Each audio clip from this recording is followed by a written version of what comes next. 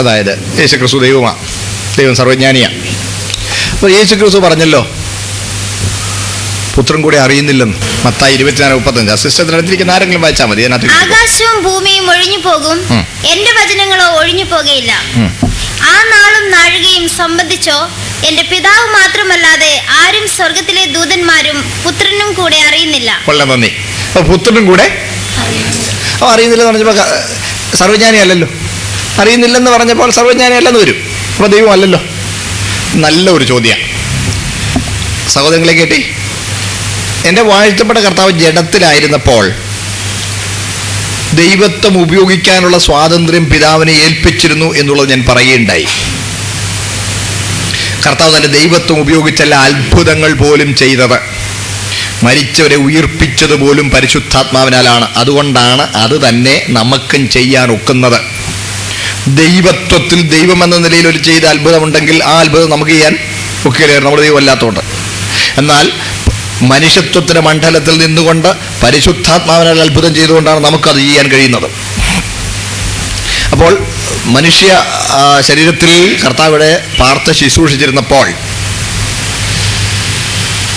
അന്ന് തൻ്റെ ദൈവത്വം ഉപയോഗിക്കാനുള്ള സ്വാതന്ത്ര്യം പിതാവിനെ ഏൽപ്പിച്ചിരുന്നു എന്നുള്ളതിനാൽ ഇവിടെ പറയുന്നു പുത്രൻ കൂടെ അറിയുന്നില്ല. എന്നാൽ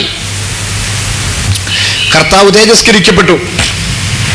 കർത്താവ് തേജസ്കരിക്കപ്പെട്ട ശേഷം തൻ്റെ ദൈവത്വ പ്രഭാവങ്ങളെല്ലാം ഉപയോഗിക്കാനുള്ള ആ സ്വാതന്ത്ര്യം പഴയതുപോലെ കർത്താവ് സ്വീകരിച്ചു. അതാണ് മഹാപുരോഹിത പ്രാർത്ഥനയിൽ യോഹന്നാൻ 17 പിതാവേ, ലോകസ്ഥാപനത്തിന് മുമ്പേ എനിക്ക് നിന്റെ അടുക്കലുണ്ടായിരുന്ന മഹത്വത്തിലേക്ക് എന്നെ മഹത്വപ്പെടുത്തണമേ. പിന്നെയും യോഹന്നാൻ 7:37 മുതൽ വായിക്കുമ്പോൾ അവിടെ വായിക്കുന്നു, യേശു തേജസ്കരിക്കപ്പെട്ടിട്ടില്ലായാൽ ആത്മാവ് വന്നിട്ടില്ലായിരുന്നു. അപ്പോൾ ആത്മാവ് വന്നപ്പോൾ അതിൻ്റെ അർത്ഥം യേശുക്രിസ്തുവിൻ്റെ തേജസ്കരണം കഴിഞ്ഞു, അല്ലെങ്കിൽ യേശു പൂർവ മഹത്വത്തിലേക്ക് പുനർപ്രവേശിച്ചു. സ്തോത്രം. അപ്പോൾ ആ ദൈവത്വം അതിൻ്റെ എല്ലാ പ്രഭാവങ്ങളും ഉപയോഗിക്കുവാനുള്ള സ്വാതന്ത്ര്യം പഴയതുപോലെ പുത്രൻ ഉപയോഗിക്കുക അവനെ. അതുകൊണ്ടാണ് വെളിപ്പാട് പുസ്തകത്തിൽ വരുമ്പോൾ പറയും, ഇതാ ഞാൻ വേഗം വരുന്നു. ഞാൻ എപ്പോഴാ വരുന്നതെന്ന് അറിയാത്തയാൾ വേഗം വരുന്നെന്ന് പറഞ്ഞാൽ അതിനകത്തൊരു വ്യാജമുണ്ട്. മനസ്സിലായോ? എപ്പോഴാ വരുന്നതെന്ന് അറിയാൻ മേലാത്ത വേഗം വരുന്നതെന്ന് പറഞ്ഞാൽ എപ്പോഴാ വരുന്ന അറിയാൻ മേലെ പിന്നെ എപ്പോഴാ വേഗം വരുന്നതെന്ന് പറയുന്നത്? അങ്ങനെ പറഞ്ഞാൽ അതിനകത്തൊരു വ്യാജമുണ്ട്. അപ്പോൾ ഇതാ ഞാൻ വേഗം വരുന്നു എന്ന് വെളിപ്പാടിൽ പറയുമ്പോൾ കർത്താവ് വരാനുള്ള സമയം കർത്താവിന് അറിയാം.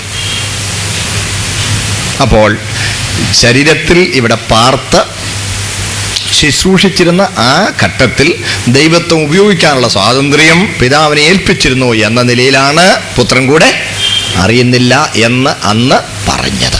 അത് ദൈവത്വത്തെ ഉപയോഗിക്കാതിരുന്നേ ഉള്ളൂ, ദൈവത്വം ഇല്ലാതിരുന്നതല്ല. മനസ്സിലായി എന്ന് വിശ്വസിക്കുന്നു. അത്യാവശ്യമാണ്. അല്ല, ക്രൂശുമരണത്തിന് ശേഷം, ഉയിർത്തെഴുന്നേറ്റത്തിന് ശേഷം. യോഹന്നാൻ 17 ആ വാക്യം വേണേ വായിച്ചോളൂ. പിതാവേ, ലോകസ്ഥാപനത്തിന് മുമ്പേ, യോഹന്നാന്റെ സുവിശേഷം 17-ാം അധ്യായത്തിൽ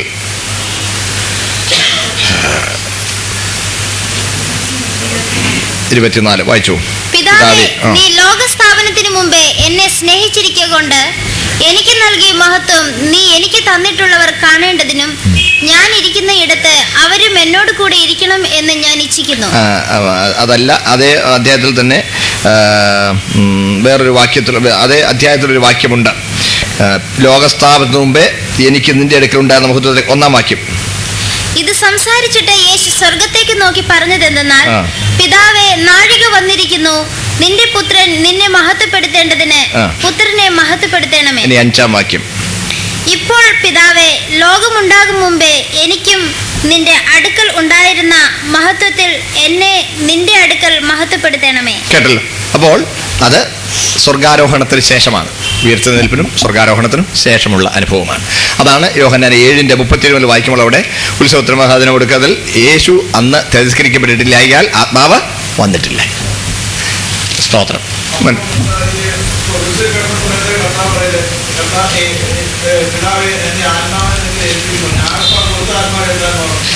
മനുഷ്യാത്മാവ് കർത്താവിൽ തന്നെ, മനുഷ്യാത്മാവിൻ്റെ പ്രകൃതം മനസ്സിലുണ്ടായിരുന്നു, പൂർണ്ണ മനുഷ്യനില്ലായിരുന്നു. അപ്പോൾ ദേഹവും ദേഹി ആത്മാവുമുണ്ട്, മനുഷ്യാത്മാവിൻ്റെ. അതെ, ദൈവം മനുഷ്യനായി വരിക, ദൈവത്വം വിട്ടുകളഞ്ഞുമില്ല. നമ്മൾ ഈ പറയുന്നതെല്ലാം തിയോളജി, പ്രോപ്പർ ക്രിസ്റ്റോളജി, ന്യൂമറ്റോളജി എല്ലാം കൂടെ കൂട്ടി. ഇപ്പം പറഞ്ഞത് കൂടുതലും, ഇന്ന് രാവിലെ പറഞ്ഞ കൂടുതലും ക്രിസ്റ്റോളജി ആയിപ്പോയി. സന്തോഷമേ ഉള്ളൂ, കാരണം ഇതെല്ലാം ബന്ധപ്പെട്ട കാര്യങ്ങളല്ലേ. സ്തോത്രം. ആട്ടെ സഹോദരങ്ങളെ, നമ്മൾ വളരെ എന്താ പറയുന്നേ, വളരെ സൂക്ഷ്മതയോടെ, വളരെ വലിയ വലിയ ചിന്തകന്മാർ ഒത്തിരിയും ചിന്തിച്ചെഴുതിയിട്ടുള്ള മേഖലകളിൽ കൂടെയാണ് നമ്മളിങ്ങനെ നടന്നുകൊണ്ടിരിക്കുന്നത്. അതുകൊണ്ട് നിങ്ങൾ അതിൻ്റെ ഗൗരവം മുഴുവൻ കൊടുത്ത്, അതിൻ്റെ പൂർണ്ണ ശ്രദ്ധ കൊടുത്ത് നിങ്ങൾ ശ്രദ്ധിച്ചിരിക്കണം. ഒരു വാക്കിൽ തെറ്റിയാൽ തെറ്റിപ്പോവും. തിയോളജി പറയുമ്പോൾ വളരെ സൂക്ഷിക്കണം. നമ്മൾ ഇടയ്ക്ക് ഇങ്ങനെ പറയാറുണ്ട്, ഒരു ഉദാഹരണം പറയുന്ന, യേശുക്രിസ്തു മറിയയിൽ നിന്ന് ജഡമെടുത്തു എന്ന് പറയാറില്ലേ? അത് തെറ്റാ. മറിയയിൽ നിന്ന് കർത്താവ് ഒന്നും എടുത്തില്ല, മറിയയിൽ ജഡമെടുത്തെന്നേ പറയാവൂ. മനസ്സിലായില്ലേ? കണ്ടോ, തിയോളജി പറയുമ്പോൾ എന്ത് സൂക്ഷിക്കണമെന്ന്. അയ്യോ, സൂപ്പർ ഫാസ്റ്റായിട്ട് മൈക്കുമാരോട്ട് തിരികെറ്റി അടിച്ച് പിന്നി പോകുന്ന കാണുമ്പോൾ വിഷുവയെ കൊണ്ട് പോകാതെ കണ്ട് വരുണ്ടായിരിക്കുന്നത് ഇതെന്നതാ. വേദോസ്തവം പ്രസംഗിക്കുമ്പോൾ ചിന്തയില്ലാതെ പോകല്ല, വളരെ സൂക്ഷ്മതയോടെ വേണം ദൈവവചനം കൈകാര്യം ചെയ്യേണ്ടത്. അത് അർഹിക്കുന്ന ഗൗരവത്തിൽ വേണം. ആട്ടെ, ഒരു ചോദ്യം കൂടെ ചോദിച്ചിട്ടുണ്ട്, അതും കൂടെ വേഗം പറഞ്ഞിട്ട് തുടരാം. ഒരു ദൈവദാസനിലുള്ള അഭിഷേകം വേറൊരാളിലേക്ക് ഇമ്പാർട്ട് ചെയ്യാൻ പറ്റുമോ? അപ്പൊ അഭിഷേകം ചെയ്യുന്നത് ആരാ? ദൈവമല്ലേ, ദൈവമല്ലേ. പിന്നെ അങ്ങനെ ഇമ്പാർട്ടേഷൻ വെക്കുന്നത്, മോശയിലുള്ള ആത്മാവിൽ കുറെ എടുത്ത് 70 മൂപ്പന്മാരുടെ മേൽ കൊടുത്തു. അതും ചിലക്ക് സംശയമൊക്കെ ഞാൻ പറയാം, അത് പറയാം. അത് ചെയ്ത് ആരാ? ദൈവമാ. ഈ ഇമ്പാർട്ടേഷൻ എന്ന് പറയുന്നത് ഇവിടുത്തെ വാങ്ങലെന്ന് പറയും. വാങ്ങൽ അറിയാമോ? വാങ്ങല് പൈശാചികമാണ്. പറഞ്ഞുതരാം. ഈ കുന്നംകുളം, തൃശ്ശൂർ അങ്ങ് ഉൾഭാഗത്തൊക്കെ ചെന്നാൽ ചാത്തൻ സേവക്കാരുണ്ട്, ക്രിസ്ത്യാനിയുണ്ട്. അങ്ങനെ ചെയ്തുകൊണ്ടിരുന്ന ആളുകൾ എന്നോട് പറഞ്ഞിട്ടുണ്ട്. കേട്ടിട്ടില്ലേ? കുന്നംകുളക്കാരെല്ലാം ഉണ്ടോ? ചൂടാകല്ലേ, സത്യമാണ്, നിങ്ങൾക്ക് അറിയാമായിരിക്കുമല്ലോ. അവിടെ ഈ ചാത്തൻ സേവ എന്ന് പറഞ്ഞ ഒരു കുടുംബത്തിലൊരാൾ, അതിനുവേണ്ടി പ്രത്യേക കർമ്മങ്ങളും ചടങ്ങുകളും ഒക്കെ ഉണ്ട്, അതിനിങ്ങനെ നിയമിക്കപ്പെട്ടിരിക്കുക. ആ പുള്ളിക്കാരൻ മരിക്കണമെങ്കിൽ ഇത് വേറൊരാൾ കേൾക്കണം. അപ്പം അങ്ങനെ ഇത് ഏൽപ്പിച്ചു കൊടുക്കും. ചിലപ്പോൾ ഒന്നിലധികം പേർക്ക് ഏൽപ്പിച്ചു കൊടുക്കും. അപ്പം വേറൊരു കുടുംബത്തിൽപ്പെട്ട ഒരാൾ പറഞ്ഞ് ഞങ്ങൾക്കൂടെ ചാത്തൻ സേവയ്ക്ക് വേണ്ടി പോവാം, ഞങ്ങളുടെ ബിസിനസ് ശരിയാണെങ്കിൽ അത് ശരിയാകണം എന്ന് പറഞ്ഞ് വന്നാൽ ഇദ്ദേഹത്തിന് എന്ത് ചെയ്യാൻ കൊടുക്കും കഴിയും? ഇമ്പാർട്ട് ചെയ്യാൻ കൊടുക്കും. ഇമ്പാർട്ടേഷൻ, പകർന്നു കൊടുക്കൽ. അത് പിശാചിങ്ങനെ ആരെ കിട്ടുമെന്നും കണ്ട് കൂടാടി നടക്കുക. അതിനോട് തീർത്തും താല്പര്യപ്പെട്ട് ചെന്നാവിട്ട് ഈസി ആയിട്ട് അതിന് ചെയ്യാം. അത് അവിടെ ഉണ്ട്. ഇത് ആരെ പിടിക്കണമെന്നും കണ്ട് ഓടി നടക്കുന്നതല്ല പൊന്നു കർത്താവ്. ഇമ്പാർട്ടേഷൻ എന്ന് പറയുന്നത് വേദപുസ്തകവുമായി യോജിക്കുന്ന കാര്യം അല്ല. ഇനി മോശമേലുള്ള ആത്മാവ് കുറെ ചേർത്ത് കൊടുത്തു എന്ന് പറയുന്നത് എന്താണ്? അപ്പം ഇത് പരിശുദ്ധാത്മാവിനെ സംബന്ധിച്ചുള്ള ഒരു വലിയൊരു തെറ്റായ ധാരണ പരിശുദ്ധാത്മാവ് ശക്തിയാണെന്ന. അല്ല, പരിശുദ്ധാത്മാവ് വ്യക്തിയാണ്. ആ ഭാഗമൊക്കെ ഞാനിവിടെ കുറിച്ചുകൊണ്ട് വന്നതിനകത്തുണ്ട്, ഒന്നും പറയാൻ നേരം കിട്ടിയില്ല, നേരമില്ലതാനും.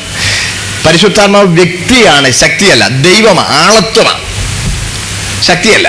അപ്പോൾ പരിശുദ്ധാത്മാവിനെ പകർന്നു കൊടുക്കുക, അളവുകൂടാതെ കൊടുക്കുന്നതൊക്കെ പാസ്റ്റർ സൂചിപ്പിച്ചല്ലോ. അതിൻ്റെ അർത്ഥം അളന്നു കൊടുക്കുന്നതല്ല. 1000 വോൾട്ട് കറണ്ട് കൊടുത്തെന്നും കായംകുളം നിലയത്തിൽ നിന്ന് കുറച്ച് പകുതി ഇങ്ങോട്ടും പകുതി അങ്ങോട്ടും കൊടുക്കുന്നു, സെൻട്രൽ ഗ്രിഡിൽ കൊടുക്കും എന്ന് പറയുന്ന പോലുള്ള ശക്തി, ആ ശക്തി എന്നല്ല നമ്മൾ ചിന്തിക്കണത്. പിന്നെ എന്താണ്? മോശയുടെ ഉദാഹരണം എടുക്കാം. മോശ ദൈവത്തോട് പരാതി പറഞ്ഞു. വാസ്തുവിൽ മോശ പറഞ്ഞത് അങ്ങനെ ദൈവമാണ് സഹിച്ചത് കേട്ടോ. ഞാൻ ആ ഭാഗം വായിക്കുമ്പോൾ ദൈവമേ ഈ മോശയ്ക്ക് ഇങ്ങനെ പറഞ്ഞു പോയല്ലോ എന്ന് ഓർത്തു പോകും. കാരണം മോശ പറയുന്നത്, ദൈവമേ ഈ മത്സരികളായി ഇതുങ്ങളെല്ലാം ഒരമ്മ തൻ്റെ കുഞ്ഞിനെ, ഒരു ധാത്രി അതിൻ്റെ കുഞ്ഞിനെ മാറുടെത്തെടുത്തോണ്ട് പോണ മാതിരി ഈ മത്സരികളെ എല്ലാം കൂടെ എടുത്തോണ്ട് നീ അവരെ കൊണ്ടുപോകാനിരിക്കുന്ന ദേശത്തേക്ക് കൊണ്ടുപോകാൻ ഞാൻ എന്താ ഇതുങ്ങളെല്ലാം പ്രസവിച്ചതാണോ? വായിച്ചിട്ടില്ലേ? പരാതി പറയാ. എന്തോ ഒരു പരാതിയല്ലേ? എനിക്ക് വയ്യ, എനിക്ക് ഭാരം, നീ എന്നെ അങ്ങ് കൊന്നു കളയണം. വായിച്ചിട്ടില്ലേ? അതേ, നീ എന്നെ അങ്ങ് കൊന്നു കളയണം, എനിക്ക് വയ്യ, എനിക്ക് ഭാരമാണ്. സങ്കടം പറഞ്ഞു. ഈ സങ്കടം പറഞ്ഞപ്പം ദൈവം പറഞ്ഞു, ഇതേ ഒരു കാര്യം ചെയ്യ്, 70 മൂപ്പന്മാരെ വിളിക്ക, നിന്റെ മേലുള്ള ആത്മാവിനെ കുറച്ചിട്ട് ഞാൻ അവിടെ നൽകും എന്ന് പറഞ്ഞാൽ അതിന്റെ അർത്ഥം നിന്റെ ഉത്തരവ്, നിന്റെ ചുമതലകൾ, നിന്നെ ഏൽപ്പിച്ചിരിക്കുന്ന ഡ്യൂട്ടി ഞാനിപ്പോ ഡിവൈഡ് ചെയ്യാൻ പോവാണ്. മനസ്സിലായോ? ഇതുവരെ നിനക്ക് 50 കിലോ നീ ചുമന്നോണ്ടിരുന്നെങ്കിൽ 5 പേർക്ക് 30 ഞാൻ കൊടുക്കാൻ പോവാൻ. അപ്പോൾ ചുമതല കൊടുക്കുന്ന കൂട്ടത്തിൽ അതിനുള്ള നിറവും അഭിഷേകവും കൂടി അവർക്ക് പകരുകയാണ്. മനസ്സിലാവുന്നുണ്ടേ? സ്തോത്രം. അപ്പോൾ മോശയുടെ മേൽ നൽകപ്പെട്ടിരുന്ന ഉത്തരവാദിത്വങ്ങൾ അതേ ദൈവം ഇവർക്കും പകർന്നു കൊടുക്കുന്നെന്നും മോശയുടെ മേൽ വ്യാപരിച്ച അതേ പരിശുദ്ധാത്മാവ് ഇവരുടെ മേലും വ്യാപരിക്കുന്നു എന്നും തെളിയിക്കേണ്ടതിനാണ് അങ്ങനെ അവിടെ പറഞ്ഞിരിക്കുന്നത്. സ്തോത്രം. അപ്പോൾ പരിശുദ്ധാത്മാവിനെ പ്രാപിക്കുന്നു, അളവ് കൂടാതെ പ്രാപിക്കുന്നു എന്നൊക്കെ പറയുമ്പോൾ വാസ്തവത്തിൽ നമ്മളെ ഏൽപ്പിച്ചു കൊടുക്കലാണ് അവിടെ നടക്കുന്നത്. ഒരു തൊട്ടി വെള്ളത്തിൽ മുങ്ങുമ്പോൾ, മനസ്സിലാവുന്നുണ്ടോ? ഒരു തൊട്ടി വെള്ളത്തിലോട്ട് മുങ്ങുമ്പോൾ ആദ്യം അരത്തൊട്ടിയായി, ഇഷ്ടംപോലെ വെള്ളം കിടക്കുക, കടൽ പോലെ വെള്ളം കിടക്കുക അവിടെ. അപ്പോൾ അരത്തൊട്ടി ആയപ്പം അതിങ്ങനെ ആടിയൊക്കെ ഇങ്ങനെ നിൽക്കും. അപ്പോൾ നമ്മളിതിനെ ഒന്നുകൂടെ പൊക്കി പിന്നെ ഇങ്ങനെ ഒന്ന് കയറോട്ട് വലിച്ചു പൊക്കി ഒന്നും കൂടി വിടുമ്പോൾ താഴോട്ട് പോകും. അപ്പോൾ അത് നിറയും. അപ്പോൾ ആ നിറയുന്നത് വെള്ളം പങ്കിട്ട് കൊടുക്കുകയായിരുന്നോ, ഇത് വെള്ളത്തിനകത്തോട്ട് പോകുമായിരുന്നോ? ഇത് വെള്ളത്തിനകത്തോട്ട് ഇതുപോലെ. മനസ്സിലാവുന്നുണ്ടോ? മാറ്റം വന്നത് വെള്ളത്തിനാണോ? പിന്നെ തൊട്ടിക്കാൻ ഇതുപോലെ അളവ് കൂടാതെ പരിശുദ്ധം പ്രാപിക്കുന്നു പറഞ്ഞാൽ അളവ് കൂടാതെ നമ്മളെ ഏൽപ്പിച്ചു കൊടുക്കുക എന്നുള്ളതാണ്. നമ്മൾ ഏൽപ്പിച്ചു കൊടുക്കുന്ന അളവനുസരിച്ച് പരിശുദ്ധാത്മാവ് നമ്മുടെ മേൽ വ്യാപരിക്കുകയും ആത്മശക്തിയിൽ നമ്മെ ഉപയോഗിക്കുകയും ചെയ്യുകയാണ്. മനസ്സിലാവുന്നു വിശ്വസിക്കട്ടെ. ഇനി അഭിഷേകം എന്നുള്ളത് ഒന്നുകൂടെ വിശദീകരിക്കുമ്പോൾ ഒന്നുകൂടെ നിങ്ങൾക്ക് മനസ്സിലാവും. സ്തോത്രം. സന്ദർഭത്തിന് വേണ്ടി മാത്രം അത്രയും പറഞ്ഞതേ ഉള്ളൂ. വേറെ അതിൻ്റെ ഒരു ഭാഗം കൂടി ചോദ്യത്തിനകത്തുണ്ട്. ശാപങ്ങൾ മുറിക്കുന്ന, അയ്യോ അതെനിക്ക് മനസ്സിലാവുന്നില്ല. ശാപം മുറിക്കുന്നു, അത് വാസ്തവത്തിൽ ഒരു ഫുൾ സെഷനായിട്ട് ഡീൽ ചെയ്യേണ്ടതാണെന്ന് എനിക്ക് തോന്നുന്നത്. ശാപം എന്ന് പറഞ്ഞ് എന്നതാ? പാപം ഒരു വസ്തുവെങ്കിൽ ശാപം അതിൻ്റെ നിഴലാണ്. ഇതാ ഈ മൈക്രോഫോൺ ഇവിടെ ഇരിക്കുന്നു, അവിടെ ഒരു നിഴലുണ്ട്. ഇത് വസ്തു. പാപം ഒരു വസ്തുവെങ്കിൽ ശാപം അതിൻ്റെ നിഴലാണ്. വസ്തു മാറിയാൽ നിഴല് മാറി. പാപം പരിഹരിക്കപ്പെട്ടാൽ ശാപവും പരിഹരിക്കപ്പെട്ടു. പാപം പരിഹരിക്കാതെ ശാപം പരിഹരിക്കാമെന്ന് പറയുന്നത് മനസ്സിലായോ? രോഗം മാറ്റാതെ രോഗലക്ഷണങ്ങൾ മാറ്റാമെന്ന് പറയുന്ന പോലെ അത് തലച്ചോറിനെ മന്ദിപ്പിച്ചാൽ ശരിയാവും. പക്ഷെ രോഗം മൂർച്ഛിച്ചുകൊണ്ടിരിക്കുക. ഇത് ശരിയല്ല. പാപം വസ്തുവെങ്കിൽ ശാപം അതിൻ്റെ നിഴലാണ്. ഇത് മറന്നുകൊല്ല. പ്രിയപ്പെട്ടവരെ, നമ്മൾ ഈ പാട്ടിനകത്ത് തെറ്റുന്നതായി കൂടുതൽ കുഴപ്പമുണ്ടാക്കുന്നത്. നല്ല പാട്ടൊക്കെ പാടിക്കൊണ്ടിരിക്കണം. ഈ പാട്ട് ക്രിസ്തീയ ഗീതങ്ങൾ എന്താണെന്നറിയാം, ആത്മീയ ഗീതങ്ങൾ എന്നറിയാമോ? ദൈവവചനത്തിന് സംഗീതാവിഷ്കാരമാണ് ആത്മീയ ഗീതങ്ങൾ. ആവർത്തിക്കുന്നു, ദൈവവചനത്തിൻ്റെ സംഗീതാവിഷ്കാരമാണ് ആത്മീയ ഗീതങ്ങൾ. അതുകൊണ്ടാണ് സംഗീതങ്ങൾ, ആത്മീയ ഗീതങ്ങൾ തമ്മിൽ പഠിപ്പിച്ചും ബുദ്ധി ഉപദേശിച്ചു. അപ്പം പാട്ടിലൂടി പഠിപ്പിക്കണം. ആശയവിനിമയത്തിന് പാട്ടുപോലെ ഒന്നാം തരം ഒരു മാധ്യമം വേറെ ഇല്ല. കൂടെ ഉണ്ടേ? പാട്ടിലൂടി ആത്മീയ പാഠങ്ങൾ പകർന്നു കൊടുക്കുക വേണ്ടത്. അത് നമ്മൾ പണ്ട് പാട്ടിരുന്ന പാട്ട്, പാപം ശാപം സകലവും തീർക്കാൻ അവതരിച്ചിഹേനാരൻ, അതൊക്കെ പാടിക്കൊണ്ടിരുന്നു. വേറെ പാപവും അതിൻ ഫലമാം ശാപങ്ങളുമെല്ലാം പഠിച്ചിട്ട് ഓർക്കുന്നുണ്ടല്ലോ. സ്തോത്രമേ. പാപവും അതിൻ ഫലമാം ശാപങ്ങളുമെല്ലാം ക്രൂശിലേറ്റ സ്നേഹത്തെ ഞാൻ, അതൊക്കെ പാടിക്കൊണ്ടിരുന്ന ഒരു ജനസമൂഹമായിരുന്നെങ്കിൽ ഈ ചരക്കും കൊണ്ട് വന്നാൽ അങ്ങ് പടിക്ക് പുറത്ത് നിന്നാൽ മതി എന്ന് പറഞ്ഞു. ഇനി ഇവിടാണോ കൊല്ലക്കുടിയിലാണോ നീ സൂചിക്കാൻ വന്നത്? കൊള്ളാൽ അത് വേറെ എവിടെയും പോയാൽ പറയാം. ന്യായമായി വിശദീകരണം ആവശ്യമുണ്ടെങ്കിൽ ശരിക്കും സംസാരിച്ചാൽ കൊള്ളാവുന്നുണ്ട് ഇതിനെക്കുറിച്ച്. അതിൻ്റെ കൂടെ ഞങ്ങളിവിടെ കോട്ടയത്തൊരിക്കൽ ഒരു ഖണ്ഡനയോഗം നടത്തി. ഖണ്ഡനയോഗം നടത്തേണ്ടി വന്നു. 3 യോഗം നടത്തി. കാരണം ഇതിങ്ങനെ ശക്തിയായിട്ട് അങ്ങ് കയറി വന്നു ഇവിടോട്ട്. നമ്മുടെ ഇടയിൽ പബ്ലിക്കാണ് പേര് പറയുന്നില്ല, നമ്മുടെ ഇടയിൽ അറിയപ്പെട്ട ശുശ്രൂഷകന്മാർ പോലും ഇത് തന്നെ പറയാൻ തുടങ്ങി. വടവാതൂർ ഒരു യോഗം വെച്ച് ഇതുണ്ടെന്ന് ഓടിപ്പിച്ചു. അടുപ്പിച്ച് കഴിഞ്ഞപ്പം അങ്ങനെ പാടുണ്ടോ? ഞങ്ങൾ പടിഞ്ഞാറക്കര ഓഡിറ്റോറിയം ബുക്ക് ചെയ്തു. 1-ാം രാത്രി KK ചെറിയാൻ പാസ്റ്റർ പ്രസംഗിച്ചു. ദൈവവചനത്തിൻ്റെ ആധികാരികത അദ്ദേഹം പ്രസംഗിച്ചു. 2-ാം ദിവസം രാവിലെ ഡോക്ടർ ഐസക് വി മാത്യു അദ്ദേഹം പാപം എന്താണ്, ശാപം എന്താണെന്ന് ശരിക്കും പ്രസംഗിച്ചു. അത് കഴിഞ്ഞ് മാത്യു പി തോമസ് സാറ് ഇന്നത്തെ പ്രവണതകൾ അനാത്മീയതയിലേക്ക് പോകുന്നതിനെ ശക്തിയായി വിമർശിച്ച് അദ്ദേഹം വചനത്തിൻ്റെ വലിയ വെളിപ്പാടിലേക്ക് നടത്തി. ഉച്ച കഴിഞ്ഞ് എൻ്റെ സെഷനായിരുന്നു. 5:45 മണി വരെ, 2 മണി മുതൽ ചോദ്യോത്തരം. ഇതുപോലെ സന്തോഷമായിരുന്നു. രാത്രി കാനവച്ചനും രാവിലെ 9 മണിക്ക് പാക്ഡായി കൂടിയ ജനം രാത്രി 9-9:15 കഴിഞ്ഞാണ് ആ കോമ്പൗണ്ടിൽ നിന്ന് പുറത്തോട്ട് പോയത്. ഉച്ചയ്ക്ക് ഒരു ചെറിയൊരു പാക്കറ്റിൽ ഇച്ചിരി ഭക്ഷണം അവിടെ കൊടുത്തു. അതും കഴിച്ചുകൊണ്ട് അവിടെ ഇരുന്നതേ ഉള്ളൂ. ജനം റാപ്റ്റ് അറ്റൻഷനിൽ നിന്ന് കേട്ടു. അതോടെ അവിടുത്തെ വലിയ ശല്യം ഒഴിവായി. ശാപം ഉണ്ടെന്ന് പ്രസംഗിച്ച ആൾ പിറ്റേ ആഴ്ചയിൽ ഒരു ഡിസ്ട്രിക്ട് കൺവെൻഷനിൽ ശാപം തീർന്നെന്ന് പ്രസംഗിച്ചു. പോരെ, നമ്മൾ ആളിനെ നേടി. ഇത് എറണാകുളത്തും ഒക്കെ ചെയ്യണം. ഞങ്ങൾ അന്ന് തീരുമാനിച്ചു ഇത് എല്ലായിടത്തും പോയി ചെയ്യണമെന്ന് വിചാരിച്ചിരിക്കുമ്പോഴാ അത് ശല്യം ഒതുങ്ങിയടാ, ഇനി വേണ്ടത് പറഞ്ഞ് ഞങ്ങളങ്ങ് നിർത്തിയതായിരുന്നു. അന്ന് ഒരു ബുക്ക്ലെറ്റ് ഉണ്ടാക്കി ഒരു 90% എഴുതി കഴിഞ്ഞു. ഇനിയിപ്പോൾ അത്യാവശ്യമില്ലല്ലോന്നും കണ്ട് അതങ്ങ് നിർത്തി വെച്ചതാണ്. അപ്പോൾ അത് പബ്ലിഷ് ചെയ്യേണ്ട ആവശ്യമുണ്ടെന്ന് മനസ്സിലാകുന്നു. ഉണ്ടോ? നമുക്കെന്നാ പുസ്തകം തീർച്ചയായിട്ടും ഇറക്കണം, ഖണ്ഡനയോഗം നടത്തണം. അതിനകത്ത് പറഞ്ഞ് ഞാൻ കേട്ടു, ഒരു ഉപദേശി കുവൈറ്റിൽ ചെന്ന് വേദനയില്ലാതെ പ്രസവിപ്പിക്കാം, ശാപമാ വേദന എന്നും പറഞ്ഞ് അവിടെ തലേന്ന് പ്രസംഗിച്ചൊന്നും പിറ്റേന്ന് സഹോദരിമാരുടെ നീണ്ട നിരയായിരുന്നു ശാപം പൊട്ടിച്ചു കൊടുക്കാനായിട്ട്. ആളുകൾ പറഞ്ഞു. അതിനകത്താണെങ്കിൽ ഒരു സഹോദരൻ ഒരാൾ എന്നോട് പറഞ്ഞത്, ഈ കുട്ടിയാണെങ്കിൽ പ്രസവ വാർഡിലായപ്പോഴും ജോലി ചെയ്യുന്നത്, നഴ്സാണേ. അപ്പോൾ ഈ ട്രൗമാറ്റിക് എക്സ്പീരിയൻസ് ഇത് പ്രഗ്നന്റ് മദേഴ്സ് പാസ് ത്രൂ, ഈ വേദനയുടെ ഭയങ്കര ഇത് പലപ്പോഴും കണ്ട് അയ്യോ ഈ വേദന വേണ്ട, കുഞ്ഞില്ലേലും വേണ്ട, കല്യാണമേ വേണ്ടെന്ന് പറഞ്ഞിരിക്കുക ഈ കുട്ടി. കാര്യം ഈ വേദന വയ്യ അത്ര. ഈ കുട്ടി ഒടുവിൽ ഒത്തിരിയും കല്യാണം വന്നിട്ടങ്ങ് വീട്ടുകാരങ്ങ് നിർബന്ധം. ഈ പ്രസവവേദന എന്ന് പറയുന്നത് അതിൻ്റെ ഒരു പേടി സ്വപ്നമായതുകൊണ്ട് കല്യാണം വേണ്ട എന്ന് പറഞ്ഞിരിക്കുന്നത്. ഈ കുട്ടി കരഞ്ഞോണ്ടി നിന്നെന്ന് പറഞ്ഞു ശാപം പൊട്ടിച്ചു വിടാനായിട്ട്. പെണ്ണ് കിട്ടുന്നതിന് മുമ്പേ ഈ ശാപം ഒന്ന് പൊട്ടി. എൻ്റെ സഹോദരങ്ങളെ, വേദപുസ്തകങ്ങളും ചുവന്ന് പരിശോധിച്ച് നോക്കണം. അവിടെ പറഞ്ഞിരിക്കുന്നത് കഷ്ടവും ഗർഭധാരണവും വർദ്ധിപ്പിക്കുമെന്ന. അതിന് മുമ്പേ വേദനയുണ്ട്, അളവ് കൂട്ടതേ ഉള്ളൂ. അത് ദൈവം വെച്ചിരിക്കുന്ന അനുഗ്രഹമാണ്. ദേഷ്യമാകല്ല. നിങ്ങളൊന്ന് ഓർത്തു നോക്കിയേ, പൂർണ്ണ ഗർഭാവസ്ഥയിലിരിക്കുന്ന ഒരു സഹോദരി ഉറക്കത്തിൽ ഉറങ്ങിക്കിടന്നപ്പം വേദനയില്ലാതെ പ്രസവിച്ചു. അമ്മയ്ക്കും കുഞ്ഞിനും ദോഷമാണ്, രണ്ടും ചത്തുപോകും. ഇല്ലേ? ഭയങ്കര ഡേഞ്ചർ. ഇമ്മീഡിയറ്റ് അറ്റൻഷൻ കിട്ടില്ല, കുഞ്ഞ് ചത്തുപോകും, തള്ളയും ചത്തുപോകും. അതുകൊണ്ട് ദൈവം വെച്ചിരിക്കുന്നതാ ഇത്.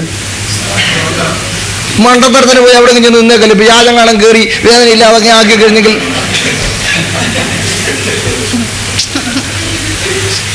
അബദ്ധമാണ്. വേദന എന്ന് പറയുന്നത് ദൈവം വെച്ചിരിക്കുന്ന ഒരു അനുഗ്രഹമാണ്. ഒരു അങ്കിള് കോട്ടയത്ത് രാവിലെ നടക്കാനാക്കി അക്യൂട്ട് ഡയബറ്റിക് പേഷ്യൻ്റാണ്. പോകുന്ന വഴിക്ക് അന്ന് ചപ്പൽ ഇട്ടുകൊണ്ട് ഇറങ്ങിപ്പോയത്. തട്ടി കാലിലെ പെരുവിരലങ്ങ് പറഞ്ഞു പോയി, പെരുവിരലിൻ്റെ നഖം അങ്ങ് പറഞ്ഞു പോയി. വെളുപ്പിനായതുകൊണ്ട് അറിഞ്ഞില്ല. അക്യൂട്ട് ഡയബറ്റിക് സെൻസിറ്റിവിറ്റി കുറവായിപ്പോയി. കുറേ കഴിഞ്ഞപ്പോൾ പുറകെ നടന്നു വന്ന ഒരാൾ വഴിയിൽ ഇങ്ങനെ ചോര പുള്ളിക്കാരൻ ടോർച്ച് അടിച്ച് നോക്കിയപ്പോൾ ചോര, ഫ്രഷ് ബ്ലഡ്. ഓടിച്ചെന്നപ്പോൾ ഈ അങ്കിളിനെ കാലയിൽ നിന്നാണ് മനസ്സിലായി. അങ്കിളെ ഇതെന്നെ അപ്പോഴാണ് മനസ്സിലായി ഒത്തിരി ചോര ഓൾറെഡി ഒഴുകി കഴിഞ്ഞു. വേഗം ഹോസ്പിറ്റലിൽ കൊണ്ടുപോയി. അപ്പോഴേക്കും പൊടിയും മണ്ണും അതും എല്ലാം പിടിച്ച് ഒരു ഇൻഫെക്ഷനായി. കാല് മുറിച്ചു. ആ കിടപ്പിൽ നിന്ന് എഴുന്നേറ്റില്ല, മരിക്കുകയായിരുന്നു. കുറേശ്ശെ മുറിച്ച് മേളി വരെ മുറിച്ച് ഒരു കാലില്ലാതെ അങ്ങനെ വലിയ കഷ്ടത്തിൽ, വളരെ വേദന. എന്താ പറ്റിയത്? വേദന അറിയാഞ്ഞത് കൊണ്ടുണ്ടായ ദോഷം. അതിൻ്റെ അളവ് വർദ്ധിക്കുകയാണ് പാപത്തിന് ശേഷമുണ്ടായത്. അതിന് മുമ്പും എന്തോ ഉണ്ട്, വേദനയുണ്ട്. തൻ്റെ ഇടമായിട്ട്, പ്രത്യേകിച്ച് സഹോദരിമാരെ, നിങ്ങൾ തൻ്റെ ഇടമായിട്ട് പറഞ്ഞു കൊടുക്കണം. ഈ വിവരക്കേട് പറയുന്ന ആളോട് എന്നതാ വിവരക്കേട് കാണിക്കുന്നതെന്ന് ചോദിക്കണം. ദൈവം തന്ന അനുഗ്രഹം നിങ്ങൾ പൊട്ടിച്ചു വിടുന്നു, അപ്പോൾ പിശാചാണോ പരിപാടി എന്ന് ചോദിക്കണം. ആട്ടെ, ഏറ്റവും വലിയ അനുഗ്രഹം, നഷ്ടപ്പെട്ട ഏറ്റവും വലിയ അനുഗ്രഹം ദൈവവുമായുള്ള കൂട്ടായ്മയാണ്. കാനവച്ചനൊക്കെ അന്ന് പ്രസംഗിച്ച പ്രസംഗമൊക്കെ അദ്ദേഹം പറഞ്ഞ കാര്യം കേട്ടി. അദ്ദേഹം പറഞ്ഞത് ഇങ്ങനെയാ. ഇതേ നമുക്ക് ആദാമിനോടൊന്ന് ചോദിക്കാം. ഇങ്ങോട്ട് നോക്കേ, ആദാമിനോടൊന്ന് ചോദിക്കാം. ആദാമേ, ഏതിനൊക്കെ പോയി അല്ലേ? സങ്കടമായി പോയി അല്ലേ? സങ്കടമായി പോയി. എന്നോര് പൂക്കളും പഴങ്ങളും ഒക്കെ ആണ്. അയ്യോ, ഒന്നും പറയണ്ട, എന്നാ രുചിയായിരുന്നല്ലേ, ഭയങ്കര രുചിയായിരുന്നു. എല്ലാം പോയി അല്ലേ, എല്ലാം പോയി, എന്ത് ചെയ്യാൻ, സങ്കടം. എന്നാലും ഏത് പഴം പോയതാ ഏറ്റവും വലിയ വേദന. എന്നാലും ആ പറുദീസ മുഴുവൻ പോയത് വലിയ വേദനയായി പോയല്ലേ എന്ന് ചോദിച്ചാൽ ആദാം പറയും, അയ്യോ, ആ പറുദീസ പോയതും പഴം പോയതും ഒന്നുമല്ല വേദന, എൻ്റെ കർത്താവിനോടുള്ള കൂട്ടായ്മ പോയി. മനസ്സിലായോ? ഞങ്ങൾക്ക് ദൈവത്തോടുള്ള കൂട്ടായ്മ, അതാ ശാപം. അതാണ് പൗലോസ് ക്രിസ്തുവിനോട് വേർപെട്ട് ശാപഗ്രസ്തൻ ആകാമെന്ന് റോമർ 11 ക്രിസ്തുവിനോട് വേർപെട്ട് ശാപഗ്രസ്തൻ, അതാ ശാപം. സ്തോത്രം. ആട്ടെ, പാപം. റോമാലേഖനം കാണിക്കാം. പെട്ടെന്ന് പറയുന്നതുകൊണ്ടേ ആ കറക്റ്റ് റെഫറൻസ് ഒന്നും പെട്ടെന്ന് മനസ്സിൽ ആ വാക്യമൊന്നും കിട്ടിയെന്ന് വരികയല്ല. അതുകൊണ്ടാണ്, സോറി, പറഞ്ഞു തെറ്റിപ്പോയി. 9-ാം അധ്യായം 9:3 പറഞ്ഞു തെറ്റിപ്പോയതാ, സോറി. റോമർ 9:3 വായിച്ചോ. ജഡപ്രകാരം എന്റെ ചാർച്ചക്കാരായ എന്റെ സഹോദരന്മാർക്ക് വേണ്ടി ഞാൻ തന്നെ ക്രിസ്തുവിനോട് വേർവിട്ട് ശാപഗ്രസ്തനാകുവാൻ ഞാൻ ആഗ്രഹിക്കുമായിരുന്നു. കണ്ടോ, ക്രിസ്തുവിനോട് വേർപെട്ട് ശാപഗ്രസ്തനാ. ശാപത്തിന്റെ കാരണം എന്തുവാ? ഏറ്റവും വലിയ ശാപം എന്താ? ക്രിസ്തുവിനോടുള്ള വേർപെടൽ. സ്തോത്രം. അല്ലാതെ ഇവിടെ നിങ്ങളൊന്ന് ഓർത്ത് നോക്കിയേ, രോഗവും ദാരിദ്ര്യവും കഷ്ടവും ഇതൊക്കെയാ ശാപമെങ്കിൽ പൗലോസിനെ പോലെ ശപിക്കപ്പെടലുണ്ടായിരുന്നോ? കൊരിന്ത്യർക്ക് 2-ാം ലേഖനം 10-ാം അധ്യായത്തിൽ പറയുന്നത് ഇതൊരു കഷ്ടമാ. നഗ്നത വായിച്ചിട്ടില്ലേ? നഗ്നത, കഷ്ടപ്പാട്, നഗ്നത അനുഭവിച്ചു. അത്ര ദുഃഖങ്ങൾ. ഇന്നൊരാളുണ്ടായിരുന്നെങ്കിൽ പൗലോസിനെ പോലെ ശപിക്കപ്പെട്ടവനില്ലെന്ന് പറയുമായിരുന്നു. സ്തോത്രം. പൗലോസ് ശപിക്കപ്പെട്ടവനല്ല. മാത്രമല്ല, യേശുവിനെ പോലെ ശപിക്കപ്പെട്ടവനുണ്ടോ ഇവർക്ക്? യേശു തന്റെ ശുശ്രൂഷ ആരംഭിച്ചത് വിശപ്പ് കൊണ്ടാ അല്ലേ? ശുശ്രൂഷ ആരംഭത്തിൽ കർത്താവ് അവനെ വിശപ്പ് കൊണ്ട് ആരംഭിച്ച ശുശ്രൂഷ 3.5 കൊല്ലത്തെ ശുശ്രൂഷ കഴിഞ്ഞപ്പോൾ ദാഹത്തിൽ അവസാനിപ്പിച്ചു. ഇല്ലേ? ക്രൂശിന്മേൽ വെച്ച് എന്താ വിളിച്ചു പറഞ്ഞത്? എനിക്ക്. നമ്മുടെ ഇടയിൽ ഒരു ഉപദേശമുണ്ട്. വേലയ്ക്ക് ഇറങ്ങുമ്പോൾ കിണറ്റിൽ നിന്ന് പച്ചവെള്ളവും കോരി കുടിച്ച് മുണ്ടും മുറുക്കി കൊടുത്തുകൊണ്ട് വേലയ്ക്ക് ഇറങ്ങി. വേറൊന്നുമില്ല, വിശപ്പോടുകൂടെ വേല തുടങ്ങി. 3.5 കൊല്ലത്തെ ശുശ്രൂഷ കഴിഞ്ഞപ്പോൾ കൂടി കുടിക്കാൻ വെള്ളം പോലും ഇല്ലാതെ ദാഹം കൊണ്ട് ദാഹത്തിൽ തന്നെ ശുശ്രൂഷ അവസാനിപ്പിച്ചാൽ നമ്മൾ അവരെ എന്താ വിളിക്കും?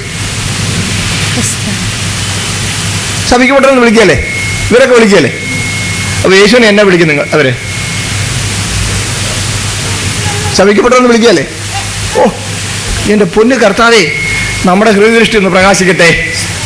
നമ്മുടെ ഹൃദയദൃഷ്ടി പ്രകാശിക്കണം. ആട്ടെ, ഈ വിഷയത്തെ സംബന്ധിച്ച് കൂടുതൽ വിശദമായിട്ട് ചർച്ച ചെയ്യാൻ താല്പര്യമുണ്ടെങ്കിൽ എനിക്ക് സന്തോഷമേ ഉള്ളൂ. അതിന് നമുക്ക് അവസരമെടുക്കാൻ താല്പര്യമെങ്കിൽ അതിന് നമുക്ക് അവസരമെടുക്കാം. ഞാൻ ഇനി എൻ്റെ വിഷയത്തിട്ട് പോകട്ടെ. ഓക്കെ. പരിശുദ്ധാത്മാവ്. നമ്മളിങ്ങനെ ഇന്നലെ ചിന്തിച്ചുകൊണ്ടിരുന്നത് ആത്മസ്നാനം എന്ന് പറയുന്ന വിഷയമാണ്. അന്യഭാഷാ ഭാഷണം, ആത്മസ്നാനം. അത് സംബന്ധമായ എന്തെങ്കിലും ന്യായമായ വിശദീകരണം ആവശ്യമുണ്ടെങ്കിൽ നിങ്ങൾ പിന്നെ ചോദിച്ചാൽ പറഞ്ഞു തരികയും ചെയ്യാം. കുഴപ്പമില്ല. ഉച്ചയ്ക്ക് ഈ ലഞ്ച് ബ്രേക്കിനൊക്കെ നിങ്ങൾക്ക് ചോദിക്കാം, ഒരു കുഴപ്പമില്ല. എന്താണ് അന്യഭാഷാ ഭാഷണം എന്നൊക്കെ നമ്മൾ ഇന്നലെ ചിന്തിച്ചു. ഇനി ആത്മസ്നാനത്തിൽ നിന്നും വ്യത്യസ്തമാണ് അഭിഷേകം എന്ന് ഞാൻ പറഞ്ഞു. അഭിഷേകം ഒരു ശുശ്രൂഷയ്ക്കായുള്ള നിയോഗവും ശക്തീകരണവുമാണ്. അഭിഷേകം അത് ആവർത്തിക്കുന്നതും ആവർത്തിക്കപ്പെടാവുന്നതുമാണ്. ആത്മസ്നാനാനുഭവം ഇല്ലാത്തവരിലും അഭിഷേകമുണ്ടാകാം. അതുകൊണ്ടാണ് പുറജാതിക്കാരനായ കോരേശിനെ എൻ്റെ ഇടയനെന്നും എൻ്റെ അഭിഷിക്തനെന്നും തിരുവെടുത്ത് പറഞ്ഞിട്ടുണ്ട്. സ്തോത്രം. അപ്പോൾ അഭിഷേകം ആവർത്തിക്കപ്പെടാം. എന്നാൽ ആത്മസ്നാനം ഒരിക്കലായിട്ട് നൽകുന്നതും നമ്മുടെ മേലുള്ള ഒരു റെസിഡന്റ് സ്പിരിറ്റ് നമ്മളിൽ എഴുന്നള്ളി വസിച്ച്, സ്തോത്രം, വിശുദ്ധ ജീവിതത്തിൽ പാപത്തിന് മരിച്ച് ക്രിസ്തുവിൽ മറഞ്ഞ് ദൈവത്തിൽ ജീവിക്കുന്നതിന് മുമ്പ് നയിക്കുന്നതാണ്. ഓർക്കുന്നുണ്ടോ? ഞാൻ പറഞ്ഞ വാക്കുകളൊക്കെ അതുപോലെ നിങ്ങളെ ഉൾക്കൊള്ളുന്ന നല്ലതായിരിക്കും. പാപത്തിന് മരിച്ച്, പഴയതിന് മരിച്ച്, ക്രിസ്തുവിൽ മറഞ്ഞ് പുതിയ ജീവിതത്തിനായി ജീവന്റെ പുതുക്കത്തിൽ നടക്കുവാൻ നമ്മളെ പ്രാപ്തന്മാരാക്കുവാൻ, സ്തോത്രം, പരിശുദ്ധാത്മാവിന്റെ പ്രത്യേകമായ ഇടപെടൽ നമ്മുടെ മേൽ ഉണ്ടാകുന്നതാണ് ആത്മസ്നാനം.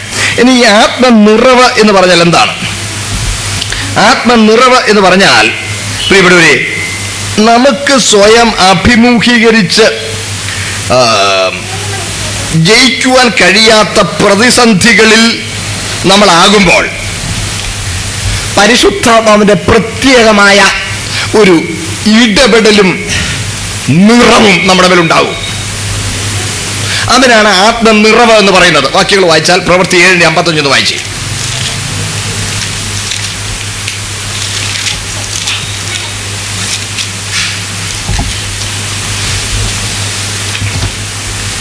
അവനോ പരിശുദ്ധാത്മാവ് നിറഞ്ഞവനായി സ്വർഗത്തിലേക്ക് ഉറ്റുനോക്കി ദൈവമഹത്വവും ദൈവത്തിന്റെ വലത്തുഭാഗത്ത് യേശു നിൽക്കുന്നത് കണ്ടു. കേട്ടോ? അപ്പൊ നോക്കണേ, കല്ലേറ് കൊള്ളുക സ്തെഫാനോസ് വലിയ പ്രതിസന്ധിയാ. ആ കല്ലേറ് കൊള്ളുമ്പോൾ പരിശുദ്ധാത്മാവ് നിറഞ്ഞവനായി. സ്തോത്രം. ആ പ്രതിസന്ധിയിലുള്ള ഒരു വിശേഷ നിറവ് അവന്റെ മേലുണ്ടായി. 4 പ്രവൃത്തിയുടെ പുസ്തകം 4-ാം അധ്യായം അതിന്റെ 31-ാമത്തെ വാക്യം ഇവിടുന്ന് വായിച്ചേ. ഇങ്ങനെ പ്രാർത്ഥിച്ചപ്പോൾ അവർ കൂടിയിരുന്ന സ്ഥലം കുലുങ്ങി എല്ലാവരും പരിശുദ്ധാത്മാവ് നിറഞ്ഞവരായി ദൈവവചനം ധൈര്യത്തോടെ പ്രസ്താവിച്ചു. കേട്ടോ? ഒരു പ്രതിസന്ധിയാ. മേലാൽ ഈ പേരിൽ സംസാരിച്ച പൗരെന്ന് പറഞ്ഞ അപ്പസ്തോലന്മാരെ വിലക്കി തർജ്ജനം ചെയ്ത് അടിച്ച് ഉപദ്രവിച്ച് പിന്നെയും കൂടുതൽ കഷ്ടതയ്ക്ക് വേണ്ടി അവരെ ഏൽപ്പിക്കുവാൻ ഒരുങ്ങുകയാണ്. ആ സാഹചര്യത്തിൽ വിവരം വന്ന് കൂട്ടുസഹോദരന്മാരോട് പറഞ്ഞപ്പോൾ അവർ ദൈവത്തോട് നിലവിളിച്ച് പ്രാർത്ഥിച്ചു. സ്വർഗവും ഭൂമി സൃഷ്ടിച്ചവനെ ജാതികൾ ലയിക്കുന്നു, വംശങ്ങൾ ആചരിപ്പിക്കുന്നു, അഭിഷേക വിരോധമായ ഒരു കൂടി ആലോചിക്കുന്നു. നിലവിളിച്ചപ്പോൾ അവരിരുന്ന സ്ഥലം കുലുങ്ങി. എല്ലാവരും പരിശുദ്ധാത്മാവ് നിറഞ്ഞവരായി. ആ പ്രതിസന്ധിയിൽ അവരുടെ മേലൊരു നിറവുണ്ടായി. ധൈര്യപ്പെട്ടു, വചനം പ്രസംഗിച്ചു. ഇതാണ് നിറവ് എന്ന് പറയുന്നത്. വ്യക്തമായല്ലോ? സ്തോത്രം. അപ്പോൾ നമ്മൾ ഉപയോഗിച്ച പദങ്ങളൊക്കെ പ്രത്യേകം ശ്രദ്ധിക്കണം. ആത്മസ്നാനം, ആത്മാഭിഷേകം, ആത്മനിറവ്, ഇവ വ്യത്യസ്തമാണ്. ഇനി ആത്മ അധിവാസം, പരിശുദ്ധാത്മ നമ്മൾ വസിക്കുന്നു, അതൊക്കെ നമുക്കറിയാമല്ലോ. പരിശുദ്ധാത്മ മുദ്ര, മുദ്ര എന്ന് പറഞ്ഞാൽ അംഗീകാരത്തിന്റെ മുദ്രയാണ്. ആത്മാവിനാൽ നമ്മളെ മുദ്രയിട്ടിരിക്കുക. എന്തിനാ? വീണ്ടെടുപ്പ് നാളിനായിട്ട് മുദ്രയിട്ടിരിക്കുന്നു. സ്തോത്രം. ആത്മാവെന്ന അച്ചാരം തന്നിരിക്കുന്നു, ഡൗൺ പേയ്മെന്റ്. നമ്മൾ വീണ്ടെടുത്തോളാം എന്നുള്ളതിന്റെ ഒരു ഉറപ്പ് അച്ചാരം തന്നു. സ്തോത്രം. ഇതൊക്കെയും വ്യത്യസ്തമായ അനുഭവമാണ്. പരിശുദ്ധാത്മാവിനാൽ നമ്മൾ പ്രാപിക്കുന്ന അനുഭവമാണ്. സ്തോത്രം. 2 കൊരിന്ത്യർ 1:22 നമ്മളെ മുദ്രയിടുന്നത് നമുക്ക് കാണാം. 2 കൊരിന്ത്യർ 1:22 തന്നെ ആത്മാവിനെ അച്ചാരമായി നൽകി തന്നിരിക്കുന്നു എന്നും നമുക്ക് കാണാൻ കഴിയും. സ്തോത്രം.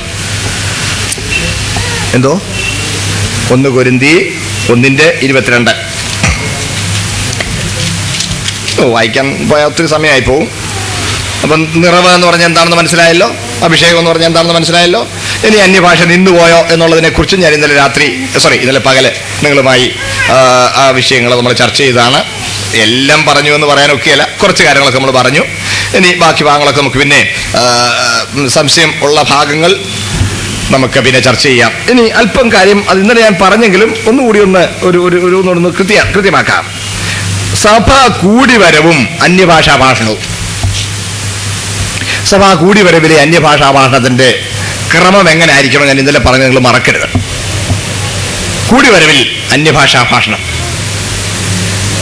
ഒരാളോ രണ്ടുപേരോ, ഏറിയാൽ 3 പേര്, അവനവനെ തോന്നിയ പോലെ വല്ലാതെ പെരുമാറാനുള്ളതല്ല. എൻ്റെ കൂടെ ഉണ്ടല്ലോ എല്ലാവരും. എല്ലാം ക്രമമായിരിക്കണം, ചിട്ടയായിരിക്കണം. സ്തോത്രം. അതിനെക്കുറിച്ചും ഇന്നലെ പറഞ്ഞതെല്ലാം മനസ്സിലുണ്ടെന്ന് വിശ്വസിക്കുന്നു. വിശദീകരണം ആവശ്യമുണ്ടെങ്കിൽ ചോദിക്കണം. അതുകൊണ്ട് പാടുക എന്നുള്ള അനുഭവം എല്ലാം ഞാൻ ഇന്നലെ ഇല്ലേ പറഞ്ഞില്ലേ? പറഞ്ഞ സ്തോത്രം. ആട്ടെ, ആ ഭാഗം അപ്പോൾ നമുക്ക് കിട്ടിയിട്ട് ഇനി അഭിഷേകം എന്നതിനെക്കുറിച്ച് അല്പം ചില കാര്യം കൂടി വിശദീകരിച്ചു തരാം. ഈ അഭിഷേകം അത് നമ്മളെപ്പോഴും പറയുന്ന ഒരു വാക്കായതുകൊണ്ട് എന്താ ഈ അഭിഷേകം എന്ന് പറഞ്ഞാൽ? പ്രിയപ്പെട്ടവരെ, നമ്മൾ ചിന്തിച്ചല്ലോ, ഒരു ശുശ്രൂഷയ്ക്കായുള്ള നിയോഗവും ശക്തീകരണവുമാണ് അഭിഷേകം. ദൈവം നമ്മളെ അഭിഷേകം ചെയ്യുന്നു എന്ന് പറയുമ്പോൾ പിശാചിന്റെ പ്രവർത്തനം പോലെ അല്ലെന്നുള്ളത് നമ്മൾ മറക്കല്ല. കാര്യങ്ങൾ മനസ്സിലാക്കി തരാനായിട്ട് ഞാൻ ഒരു സാദൃശ്യം, ഒരു താരതമ്യം ചെയ്ത് പറഞ്ഞോട്ടെ. പിശാച് ചെയ്യുന്ന 3 കാര്യങ്ങളുണ്ട്, പരിശുദ്ധാത്മാവ് ചെയ്യുന്ന 3 കാര്യങ്ങളുണ്ടെന്ന് ഇതിനോടുള്ള ബന്ധത്തിൽ പറയാം. പിശാച് ചെയ്യുന്ന 3 കാര്യങ്ങൾ: പ്രിവെന്റിങ്, പ്രോംപ്റ്റിങ്, പൊസസിങ്. നമ്മൾ ദൈവഹിതപ്രകാരമുള്ള വഴിയെ പോകുമ്പോൾ പിശാച് നമ്മളെ തടയും. പൗലോസ് പറഞ്ഞല്ലോ, പല പ്രാവശ്യങ്ങളിലേക്ക് വരുവാൻ ആഗ്രഹിച്ചെങ്കിലും സാത്താൻ ഞങ്ങളെ തടഞ്ഞു. പിശാച് തടയും. പ്രിവെന്റിങ്. 2, പ്രോംപ്റ്റിങ്. ദൈവഹിതപ്രകാരം അല്ലാത്ത ചിന്തകൾ നമ്മളിൽ കൊണ്ടുവരും. യേശുവിനെ കാണിച്ചു കൊടുക്കാൻ യൂദാ ഇസ്കരിയോത്താവിന് തോന്നിച്ചു. സാത്താൻ ഇസ്രായേലിന് വിരോധമായി എഴുന്നേറ്റു, ജനത്തെ എണ്ണുവാൻ ദാവീദിന് തോന്നിച്ചു. അതുകൊണ്ട് വരുന്ന ചിന്തയെല്ലാം ദൈവാത്മാവിലാണെന്ന് വിചാരിച്ചേക്കരുത്. മനസ്സിലായോ? ഞാൻ രക്ഷിക്കപ്പെട്ട ദൈവവേദിയില്ല, നല്ല കാര്യം. യേശുവിൻ്റെ കൂടെ കാണുന്നു, കൂട്ടായ്മയിലൊക്കെ സ്ഥിരം സന്തോഷം, വേലയിൽ ആക്റ്റീവായിരിക്കാണ്. സമ്മതിച്ച് ബ്രദറെ. അതുകൊണ്ട് എൻ്റെ മനസ്സിൽ എന്നാ ചിന്ത വന്നാലും അത് ആത്മാവിനല്ല, അത് തെറ്റി. കർത്താവിൻ്റെ കൂടെ നടന്ന പത്രോസ്, കൂടെ നടന്ന ഏറ്റവും വലിയ വെളിപ്പാട് വിളിച്ചു പറഞ്ഞു. മത്തായി 16 നീ അപ്പോൾ കർത്താവ് പറഞ്ഞ മറുപടി, ബരിയോനാ ശീമോനെ, നീ ഈ വെളിപ്പാട് നിനക്ക് കിട്ടി. ഇച്ചിരി കഴിഞ്ഞപ്പം യേശു ക്രൂശിക്കപ്പെടാൻ പോകാന്ന് പറഞ്ഞപ്പോഴത്തേന് പത്രോസ് പിടിച്ചങ്ങോട്ട് മാറ്റി അവനെ ശാസിച്ചു തുടങ്ങി. നിനക്കങ്ങനെ ബാധിക്കരുത്. എന്താ ഈ പറയുന്നത്? പ്രായത്തിൽ പത്രോസ് യേശുവിനെ കളിച്ച മൂപ്പൻ. ആ പ്രായത്തിന്റെ ഗൗരവം അങ്ങോട്ട് പരിഗണിച്ചിട്ട് അങ്ങോട്ട് മാറ്റി നിർത്തി. യഹൂദന്മാരുടെ പ്രായത്തിന് വലിയ പ്രാധാന്യമായിരുന്നു. ഒരു ഗൗരവമായിട്ട് സംസാരിക്കുക. നിനക്കങ്ങനെ ഭവിക്കുക. എന്നാ ഈ പറയണേ? ഉള്ള വള്ളവും മലയെല്ലാം വിട്ട് ഇതിൻ്റെ പുറകെ ഇറങ്ങി നീ ഇപ്പോൾ ക്രൂശിക്കപ്പെടാൻ പോകുന്നു, നിനക്ക് ഭവിക്കരുത്. യേശു ഉടനെ എന്താ പറഞ്ഞേ? സാത്താനെ എന്നെ വിട്ടു പോ. അപ്പൊ അവൻ്റെ സംസാരിച്ചത് ആരാ? യേശുവിൻ്റെ കൂടെ നടന്നയാൾ, വെളിപ്പാട് പ്രാപിച്ച ആൾ, സാക്ഷ്യം പ്രാപിച്ച ആൾ. പക്ഷേ ഇപ്പോൾ ആരുടെ വക്താവായി? സാത്താൻ്റെ വക്താവ്. അതുകൊണ്ട് എത്ര വിശുദ്ധനാന്ന് പറഞ്ഞാലും പിശാചിന്റെ സ്വാധീനത്തേക്ക് മീതെയല്ല, കീഴെയാ. അതാണ് ഈ മരുഭൂപ്രയാണം ഭയത്തോടെ കഴിക്കണം, സൂക്ഷ്മതയോടെ കഴിച്ചോണം. സ്തോത്രം. അതാണ് പ്രോംപ്റ്റിംഗ് ഉണ്ടാകാം. 3ാമത്തത് പ്രോസസിങ്, ബാധിക്കും. ദൈവാത്മാവ് 3 കാര്യം ചെയ്യുന്നു ഇതിനോടുള്ള ബന്ധത്തിൽ മാത്രം. Preventing, prompting, possessing. ബാധിക്കുന്നു. പിയോ പൊസഷനെ, ബാധ. പിശാച് ബാധയില്ലേ? അറിയത്തില്ലേ? ബാധ. ഇച്ചിടെ കഴിയുമ്പോൾ ഒന്നുകൂടെ മനസ്സിലാവും, വിശദീകരിക്കണം. ഇനി ദൈവാത്മാവ് 3 കാര്യം ചെയ്യുന്നുണ്ട് ഇതിനോടുള്ള ബന്ധത്തിൽ മാത്രം. പ്രിവെന്റിങ്, ദൈവഹിതത്തിനനുസരിച്ച് അല്ലാതെ പോകുമ്പോൾ തടയും. ആസിൽ വചനം പ്രസംഗിക്കരുതെന്ന് ദൈവാത്മാവ് ഞങ്ങളെ തടഞ്ഞു, വിലക്കി. പ്രോംപ്റ്റിംഗ്, ദൈവഹിതപ്രകാരമുള്ള ചിന്തകൾ നമ്മുടെ മനസ്സിൽ തരും. രക്തം, ശ്വാസം മുട്ടി, ചത്ത എന്നിവ എഴുതിയിരിക്കണമെന്നല്ലാതെ അധികമായതൊന്നും നിങ്ങളുടെ മേൽ ചുമത്തരുതെന്ന് പരിശുദ്ധാത്മാവിനെ ഞങ്ങൾക്കും തോന്നിയിരിക്കുന്നു. തോന്നലുകൾ തരും. പക്ഷെ അത് രണ്ടും പിശാച് ചെയ്യുന്ന പോലെ തന്നെ അല്ലേ? 3ാമത്തത് അവിടെ പ്രോസസിങ് ആണെങ്കിൽ ഇവിടെ അനോയിന്റിങ് ആണ്, അഭിഷേകം ചെയ്യുകയാണ്. അവിടെ ബാധിക്കുകയാണെങ്കിൽ ഇവിടെ എന്താണ്? അഭിഷേകം. അപ്പൊ അഭിഷേകം എന്താണെന്നൊന്ന് മനസ്സിലാക്കി തരാനാണ് ഇത് പറഞ്ഞു വരുന്നത്.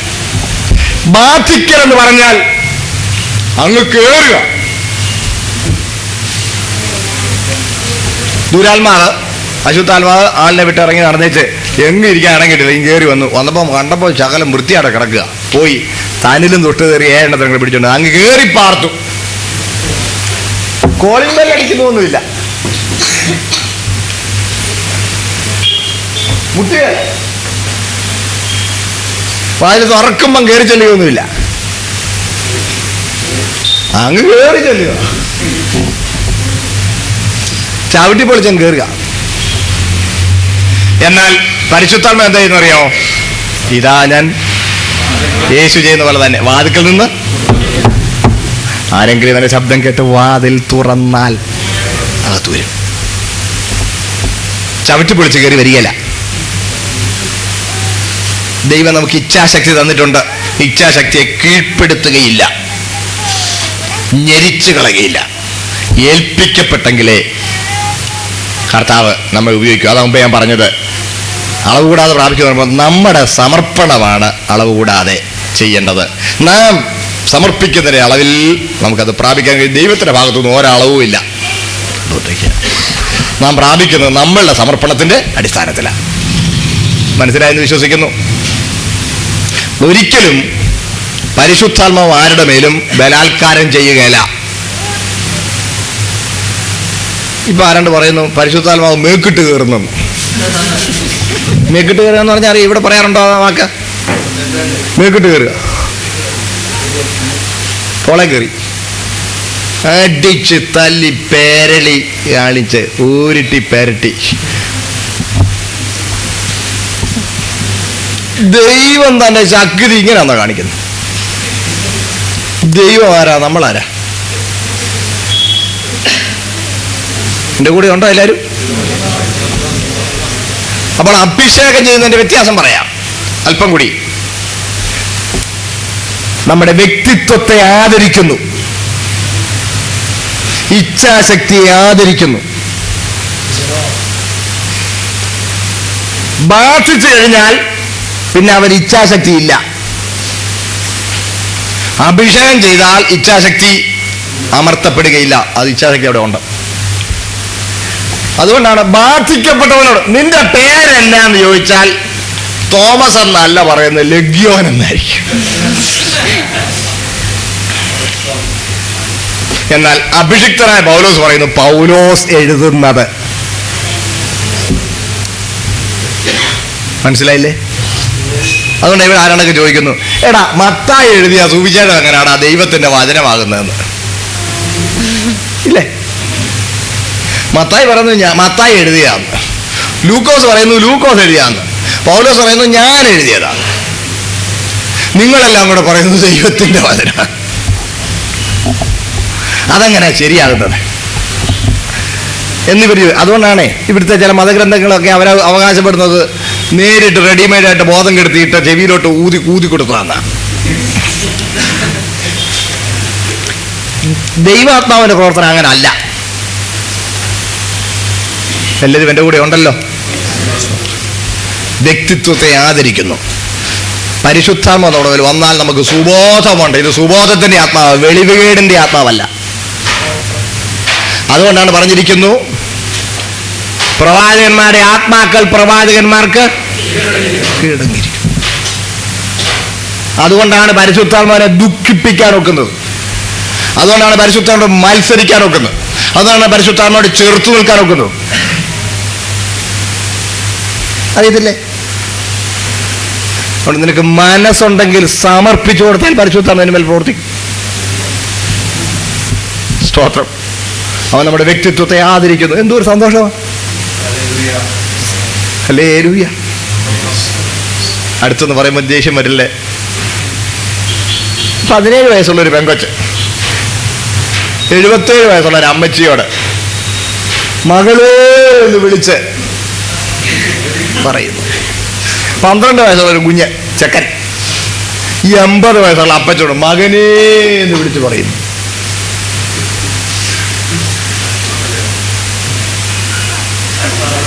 എന്തോ ആത്മാവാ ബാധിക്കപ്പെട്ടോ? ഞാനിരിക്കും ഒരു കുഞ്ഞിനോട് മോളെ നിനക്ക് കുഞ്ഞിന് ബോധം കെട്ടായിരുന്നോ? ഇല്ല അങ്കിള്. എന്താ ചെയ്യുന്നതെന്ന് അറിയാം. പിന്നെ ആ അമ്മച്ചിയോട് പറഞ്ഞ് ഞാൻ ഓർക്കുന്നുണ്ടല്ലോ. പിന്നെ നീ എന്തോ വിളിച്ചത്? അമ്മച്ചി. അയ്യോ, അമ്മച്ചി എന്നായിരുന്നു വിളിച്ചേ? മകളേന്ന്. ആദ്യം തന്നെ ആയിരുന്നു. അയ്യോ, ദൈവാത്മാവല്ലയോ പറയുന്നേ. അപ്പൊ നീ ബോധം കെട്ട് കിടക്കുമായിരുന്നോ?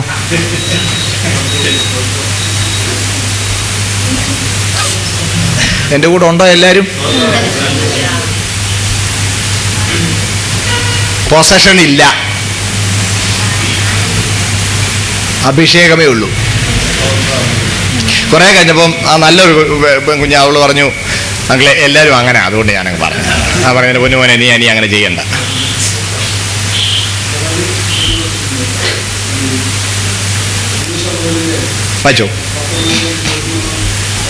വായിച്ചു ഏതാ അതിന്റെ മനസ്സിൽ കിട്ടിയില്ലല്ലോ.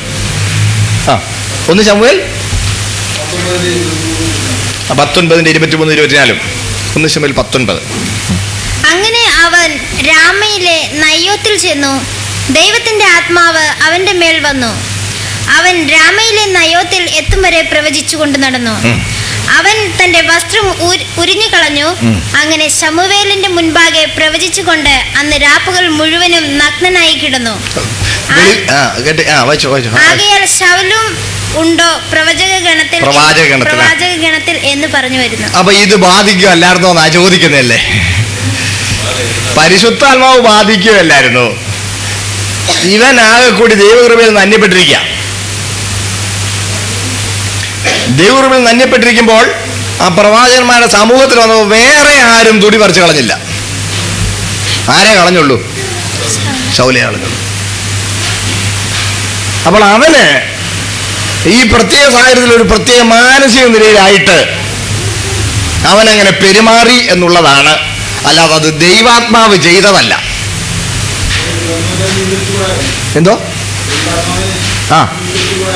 തിരിച്ചില്ല. നിയന്ത്രിക്കാമായിരുന്നോ? നിയന്ത്രിക്കുന്നില്ലെന്നല്ല നമ്മളിപ്പോ പറഞ്ഞുകൊണ്ടിരുന്നത്. ബലാത്കാരം ചെയ്യുകയല്ല. ഇപ്പം നമ്മുടെ ഇടയിൽ ഒരു പാട്ടുണ്ട്, ഇപ്പൊ ദേഷ്യം വരും എല്ലാവർക്കും. ദാവീദെ പോലെ നടനമാടി അപ്പാവെ സ്തോത്തിരിപ്പേൻ. അതിന് താഴെ കഴിയുമ്പം പറയുന്നുണ്ട്, അവൻ തന്നെ താൻ അനാവൃതനാക്കിയത്. ദൈവീയ അതൊന്നും ചെയ്യല്ലേ.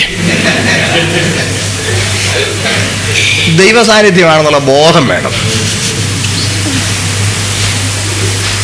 ചിലർ പ്രാർത്ഥിക്കുമ്പോൾ പറഞ്ഞു കേൾക്കാറുണ്ട്, കർത്താവേ ഞങ്ങൾ ഇരിക്കുന്ന സ്ഥലം മറന്നങ്ങ്. അയ്യോ, അങ്ങനെ വേണ്ട, എവിടാന്നുള്ളത് ബോധം വേണം. ദൈവസാന്നിധ്യ ബോധത്തോടെ എന്ന് തന്നെ പ്രാർത്ഥിച്ചോണം. എൻ്റെ കൂടെ ഉണ്ടോ എല്ലാവരും? എന്നിട്ട് എന്തും പെരുമാറാമെന്ന. ഇപ്പൊ ആരാധന എന്ന് പറഞ്ഞാൽ എന്തും പെരുമാറുക എന്നാ.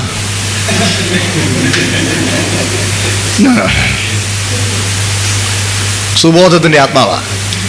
ശൗല് അവിടെ പരിഹാസ്യനായി, അപമാനിതനായി, ദൈവകൃപയിൽ നിന്ന് അന്യപ്പെട്ടു പോയേച്ച് അവൻ പരിഹാസ്യനാകുന്ന രംഗമാണ്. നമുക്കറിയാമല്ലോ ഇവൻ എന്തിനു വേണ്ടിയാ പോയെന്നൊക്കെ വീട്ടിൽ ചെന്ന് നിങ്ങളൊന്ന് വായിച്ചു നോക്കണം. അവൻ എന്തിനു ഇറങ്ങി പുറപ്പെട്ടാന്നറിയാമോ? ഒന്ന് വായിക്കും. 10 അധ്യായത്തിന് ആദ്യം ഒന്ന് വായിച്ച്. അനന്തരം ശൗൽ തന്റെ മകനായ യോനാഥാനോട് സകല ഭൃത്യന്മാരോടും ദാവീദിനെ കൊല്ലണം എന്ന് കൽപ്പിച്ചു. എങ്കിലും ശൗലിന്റെ മകനായ യോനാഥാന് ദാവീദിനോട് വളരെ ഇഷ്ടമായിരുന്നത് കൊണ്ട് യോനാഥാൻ ദാവീദിനോട്, എന്റെ അപ്പനായ ശൗൽ നിന്നെ കൊല്ലുവാൻ നോക്കുന്നു. ആകയാൽ നീ രാവിലെ സൂക്ഷിച്ച് ഗൂഢമായൊരു സ്ഥലത്ത് ഒളിച്ചു പാർക്കുക. ഇവന് ഇപ്പൊ ഏത് രംഗത്താ? അഭിഷിക്തനെതിരെ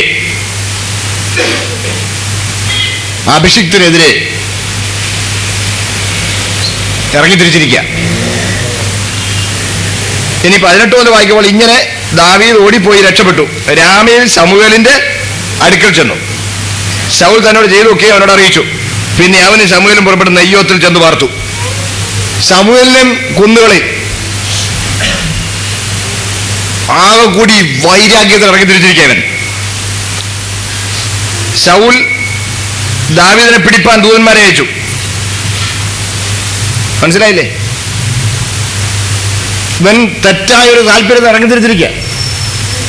തെറ്റായ താല്പര്യത്തിന് ഇറങ്ങിത്തിരിച്ച് ഇവൻ തൻ്റെ അധികാരവും ആയുധവും ഒക്കെ കാണിച്ച് ദാവീദിനെയും പ്രവാചകനെയും വകവരുത്താൻ, ശൗലിനെ ദാവീദിനെ കൊന്നുകളയും ശമൂവേലിനെ തടങ്കിലാക്കുകയും ചെയ്യാൻ സാധ്യതയുള്ള സന്ദർഭമാണ്. മനസ്സിലാവുന്നുണ്ടേ? അതിനങ്ങോട്ട് ചെന്നവരൊക്കെ പ്രവാചകന്മാരെ കണ്ടപ്പോൾ കൂട്ടത്തിൽ അങ്ങ് പ്രവചിക്കാൻ തുടങ്ങി. അവന്മാരെല്ലാം പ്രവചിച്ചു. എന്നാൽ ഞാൻ ചെന്ന് പിടിച്ചോട്ട് പോരാമെന്ന് പറഞ്ഞ് ആര് ഇറങ്ങി തിരിച്ചു? ശൗല്. അവൻ ചെന്നപ്പോൾ അതിനേക്കാൾ നാണം കിട്ടും. കായിക ബലം കാണിക്കാൻ ചെന്നവനെ ദൈവം പരിഹാസ്യനാക്കുന്ന രംഗമാണ് നമ്മളവിടെ കാണുന്നത്. വളരെ അസാധാരണമായ ദൈവിക ഇടപെടലാണ്. നമ്മളതൊരു മാതൃകയായി എടുക്കാൻ പാടില്ലാത്തതാകുന്നു. അപ്പോൾ അഭിഷേകം ചെയ്യുക എന്ന് പറഞ്ഞാൽ ഇതാണ്.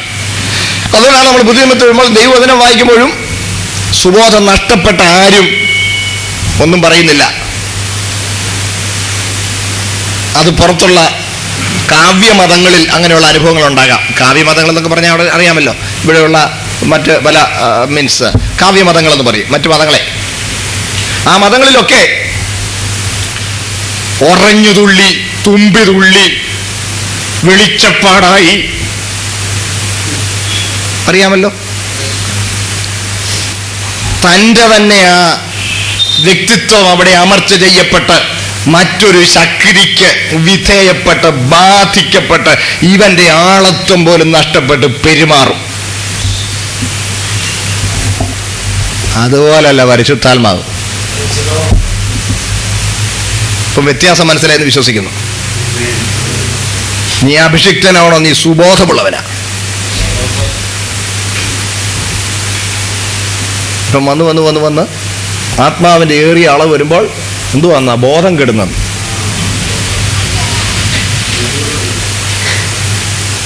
വലിയ അനുഗ്രഹമാണെന്നാ പറയുന്നത്. സഹോദരങ്ങളെ, അതോ ഇതോ ഏതാ ഇനിയിപ്പോൾ ദൈവാത്മാ അങ്ങനെയൊക്കെ ചെയ്യുമായിരിക്കും എന്ന് പറഞ്ഞ് തലേ ചൊറിഞ്ഞുകൊണ്ട് ഒത്തിരി പേരങ്ങ് പോവുക. അതെങ്ങനെ ശരിയാകുന്നേ?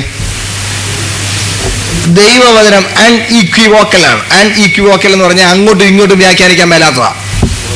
ഉവ്വ എന്ന് പറഞ്ഞാൽ ഉവ്വെന്ന. കർത്താവ് പറയുന്നത് ആമേൻ, ആമേൻ, ഞാൻ നിന്നോട് പറയുന്നു, അല്ലേ? അതുപോലെ നെഗറ്റീവ് ആണെങ്കിൽ ലൂക്കോസ് 13-ാം അധ്യായത്തിൽ ശീലോഹാമിലെ ഗോപുരം വീണ് അപൂർവത്തിനെതിരെ അവർ യെരൂശലേമിൽ പാർക്കുന്ന എല്ലാവരെക്കാളും അധികം പാടുകയാണെന്ന് നിങ്ങൾ വിചാരിക്കുന്നുവോ ചോദിച്ചത് കർത്താവിനെ മറുപടി പറയുന്നു, അല്ല, അല്ല. യേസ് എന്നാണെങ്കിൽ ആമേൻ, ആമേൻ. നോ എന്നാണെങ്കിൽ അല്ല, അല്ല. ഇതാ ദൈവവചനം. ശരിയായിരിക്കാമെന്നും പറഞ്ഞ് തലേ ചൊറിഞ്ഞുകൊണ്ട് പോകുന്നത് നിരുത്തരവാദപരമാണ്. ശുശ്രൂഷകന്മാർ അങ്ങനെയൊന്നും പാടില്ല.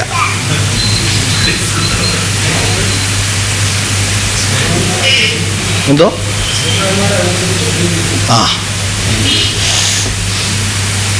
ജനത്തിന്മേൽ വ്യാജ വ്യാപാരങ്ങൾ ഉണ്ടാകുന്ന യാതൊരു വഴികളും പ്രോത്സാഹിപ്പിക്കാൻ പാടില്ല. സഹോദരങ്ങളെ കേട്ടെ, ഏതായാലും ഞാനൊന്ന് ഊതിയാൽ ഈ പാസ്റ്റർ വീഴുകയല്ല.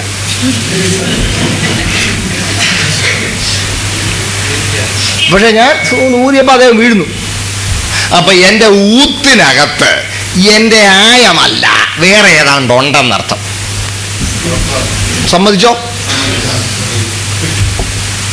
അത് രണ്ട് ശക്തികൾ ഇവിടെ ഉണ്ട്. ഒന്ന് പരിശുദ്ധാത്മ ശക്തി, രണ്ട് പിശാചിന്റെ ശക്തി. പരിശുദ്ധാത്മാവ് അങ്ങനെ ചെയ്യുന്നില്ലെന്ന് പറയുന്നു. പുസ്തകത്തിൽ നിന്ന് മനസ്സിലാക്കാം. അഭിഷേകം ചെയ്യുകയുള്ളൂ, ബലാത്കാരം ചെയ്ത് കീഴ്പ്പെടുത്തുകയില്ല. തന്നെയല്ല, ഇങ്ങനെ ഊതി വീണ് കൈയെടുത്ത് തിരുമ്മി ചെന്നിക്ക് തിരുമ്മി മറിച്ചിട്ട് നടുവുളുക്കി. അമേരിക്കയിൽ ബെനീഹിനെതിരെ, പേര് പറയുന്നതുകൊണ്ട് ദേഷ്യമൊന്നും തോന്നല്ല, അദ്ദേഹത്തിനെതിരെ $1 മില്യൺ കോടതി ഒരിക്കൽ വിധിച്ചു. ഒരു സ്ത്രീക്ക് പിടിച്ചു തള്ളിയിട്ടു, വീണു, നടുവുളുക്കി, നട്ടലിൻ്റെ കണ്ണിക്ക് പ്രശ്നം ഉണ്ടായി, സുഷുമ്ന കണ്ടത്തെ ബാധിച്ചു, താഴോട്ട് തളർന്നുപോയി. $1 million, ഒരു 10 ലക്ഷം US കോടതി ഒന്നുമില്ലെന്ന് പറഞ്ഞാ കോടതി പറഞ്ഞു ഇത് വരുത്തിയ ഇതിന് ഒന്നുമില്ല, എന്നാലും ഇത്രയെങ്കിലും ഇരിക്കട്ടെ എന്ന് പറഞ്ഞാൽ കൊടുത്ത്. ഇവിടെ പല പട്ടണങ്ങൾ, ഇന്ത്യയിലെ പല പട്ടണങ്ങളിലും ഇത് സംഭവിച്ചു. ഈ അടുത്ത സമയത്ത് ഒരു സഹോദരൻ വീണ് കൈ ഒടിഞ്ഞവൻ, അദ്ദേഹത്തെ ഞാൻ കണ്ടു. പരിശുദ്ധാത്മാവ് ഈ പണിയൊന്നും ചെയ്യുന്നതല്ല. ഇത് പരിശുദ്ധാത്മാവ് ചെയ്യുന്നില്ലെങ്കിൽ, പരിശുദ്ധാത്മാവ് അല്ലെങ്കിൽ പിന്നെ ആരാ?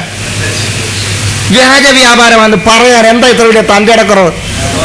ആരെയാ പേടിക്കുന്നത്? പറഞ്ഞോ. പിശാച്, വ്യാജ വ്യാപാരങ്ങൾ, വേഷം കിട്ടിയത്. ആളും കൂട്ടവും കണ്ട് നിങ്ങൾ വഞ്ചിക്കപ്പെടരുത്. അപ്പോൾ ന്യായമായ ഒരു സംശയം ചോദിക്കും.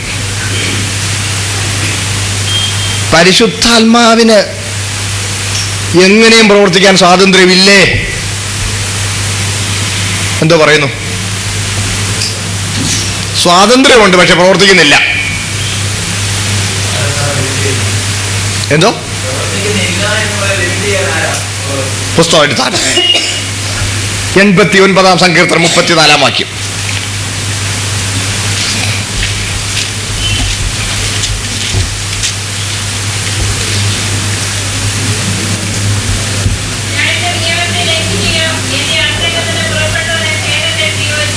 ഇവിടെ ഒന്ന് വായിച്ചു വായിക്കേ. ഞാൻ എന്റെ നിയമത്തെ ലംഘിക്കുകയോ എന്റെ അധരങ്ങളിൽ നിന്ന് പുറപ്പെട്ടതിന് ഭേദം വരുത്തുകയോ ചെയ്യുകയില്ല. Thank you.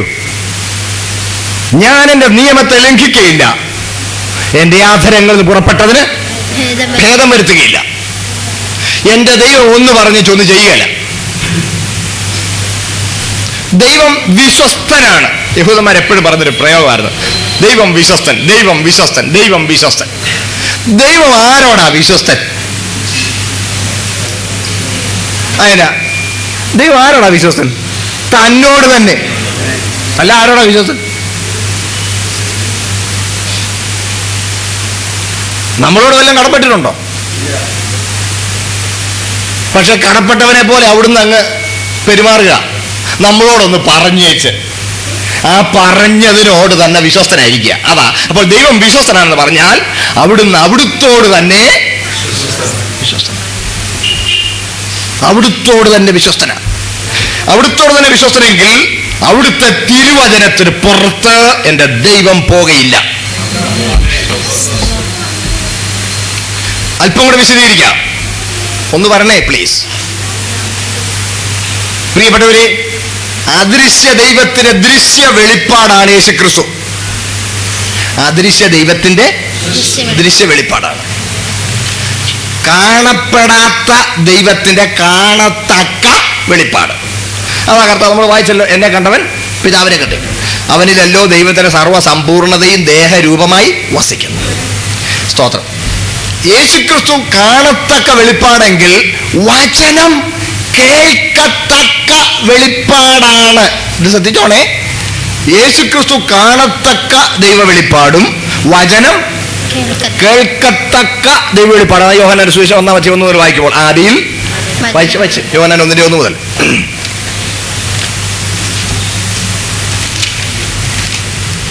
ആദിയിൽ വചനമുണ്ടായിരുന്നു, വചനം ദൈവത്തോടു കൂടെയായിരുന്നു, വചനം ദൈവമായിരുന്നു, അവൻ ആദിയിൽ ദൈവത്തോടു കൂടെയായിരുന്നു.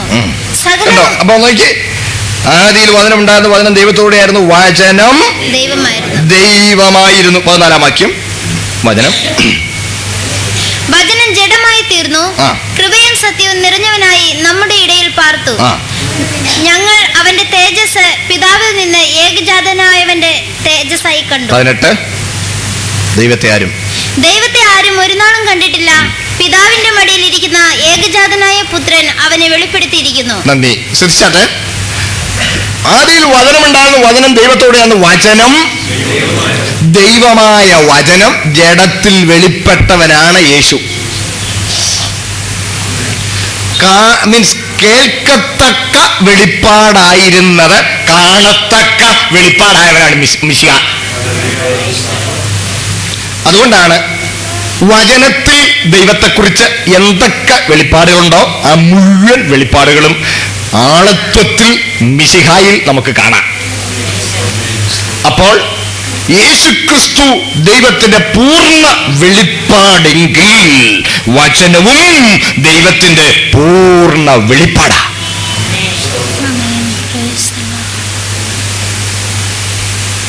മനസ്സിലായോ? വചനം പൂർണ്ണ വെളിപ്പാടെങ്കിൽ വചനത്തിന് പുറത്ത് ദൈവം പ്രവർത്തിക്കുന്നില്ല. ഇതെല്ലാവരും ഓർക്കണം. ചാടി ചാടി ചാടി വളവില്ലാതെ ആണെന്ന് പറഞ്ഞ പോലായി. ദൈവം വചനത്തിന് പുറത്ത് പ്രവർത്തിക്കില്ല. ആരണ്ടിങ്ങനെ പറഞ്ഞെന്ന് ചില സഹോദരങ്ങൾ വീട്ടിൽ വന്ന് എന്നോട് വിശദീകരണം ചോദിച്ചു. സോറി, ദൈവത്തെ വചനത്തിൽ തളച്ചിടുന്ന ഒരു കൂട്ടം പരീശന്മാരെന്ന്. ദൈവത്തെ വചനത്തിൽ തളച്ചിടുന്ന ഒരു കൂട്ടം. നമ്മളാരും ദൈവത്തെ വചനത്തിൽ തളച്ചിടണ്ട. വചനത്തിനകത്ത് നിൽക്കാൻ ദൈവത്തിന് പ്രസാദമായിരിക്കുന്നു. ദൈവത്തിന് വചനത്തിനകത്ത് നിൽക്കാൻ പ്രസാദമായിരിക്കുന്നു. ഞാൻ എൻ്റെ നിയമത്തെ ലംഘിക്കുകയോ എൻ്റെ അധരങ്ങളിൽ നിന്ന് പുറപ്പെട്ടതിന് ഭേദം വരുത്തുകയോ ചെയ്യുകയില്ല. ദൈവം വിശ്വസ്തനാണ്, തന്നോട് തന്നെ വിശ്വസ്തനാണ്. എൻ്റെ ദൈവത്തെ അവിശ്വസ്തനാക്കരുത്. അവിടുന്ന് വചനത്തിന് പുറത്തു പോവില്ല. അതുകൊണ്ടാണ് ആത്മാക്കളെ വിവേചിക്കാൻ നമ്മുടെ കൽപ്പനയുള്ളത്. 1 യോഹന്നാൻ 4:1 വായിച്ചു. 1 യോഹന്നാൻ 4:1. പ്രിയമുള്ളവരെ, കള്ളപ്രവാചകന്മാർ പലരും ലോകത്തിലേക്ക് പുറപ്പെട്ടിരിക്കുകയാൽ ഏത് ആത്മാവിനെയും വിശ്വസിക്കാതെ ആത്മാക്കൾ ദൈവത്തിൽ നിന്നുള്ളവയോ എന്ന് ശോധന ചെയ്യും. എങ്ങനെ ശോധന ചെയ്യുന്നത്? ശോധന ചെയ്യാൻ അളവ് പോലില്ല. അത് ഒക്കുവോ? നല്ല മെടുക്കൻ ലാബ് ടെക്നീഷ്യൻ. ഞാൻ അദ്ദേഹത്തിൻ്റെ വീട്ടിൽ ചെന്നു. അതെ ബ്രദറെ, എനിക്ക് ഷുഗർ ഉണ്ടോ എന്നൊന്ന് നോക്കണം, ഒരു ഇച്ചിരി ചോര എടുത്തോ, ഷുഗർ ഉണ്ടോ എന്ന് നോക്കിയാട്ടെന്ന് പറഞ്ഞാൽ അദ്ദേഹം പറയും, അയ്യോ എൻ്റെ പൊന്നു ഉപദേശി, നോക്കാം, കറക്റ്റ് ഞാൻ നോക്കി പറയാം, പക്ഷേ നോക്കാനുള്ള ഉപകരണങ്ങളൊക്കെ അങ്ങ് ലാബിലാണ്, അങ്ങോട്ട് പോകാമോ, നാളെ അങ്ങോട്ട് പോരുന്നേക്കാമോ. അപ്പോൾ പരിശോധന നടത്തണമെങ്കിൽ എന്തോ വേണം? ഉപകരണങ്ങൾ വേണം. അളക്കണമെങ്കിൽ അളവ് പോലെ വേണം. ശോധന കഴിക്കണമെങ്കിൽ അതിനുള്ള ഉപകരണങ്ങൾ വേണം. ആത്മാക്കളെ ശോധന കഴിക്കണമെങ്കിൽ എന്നാ ഉപകരണം? ദൈവവചനം. ദൈവവചനം. വചനം കൊണ്ട് ശോധന കഴിക്കണം. വചനം പൂർണ്ണമാണ്. വചനത്തിനകത്തില്ലാത്തതുപോലെ പരിശുദ്ധാത്മാവ് പെരുമാറുകയില്ല. എന്തെങ്കിലുമൊക്കെ കാട്ടിക്കൂട്ടിയേച്ച് അത് വചനത്തിനകത്തോട്ട് തിരികെ കയറ്റാൻ, വചനത്തെ തങ്ങൾക്ക് വക്കാലത്ത് പിടിക്കാൻ ചിലർ കഴിക്കുന്ന പരിശ്രമങ്ങൾ കൂടുതൽ ശിക്ഷാവിധിക്ക് കാരണമാകും. അതിൻ്റെ കൂടെ കൂടരുത്. ജാഗ്രതയിൽ.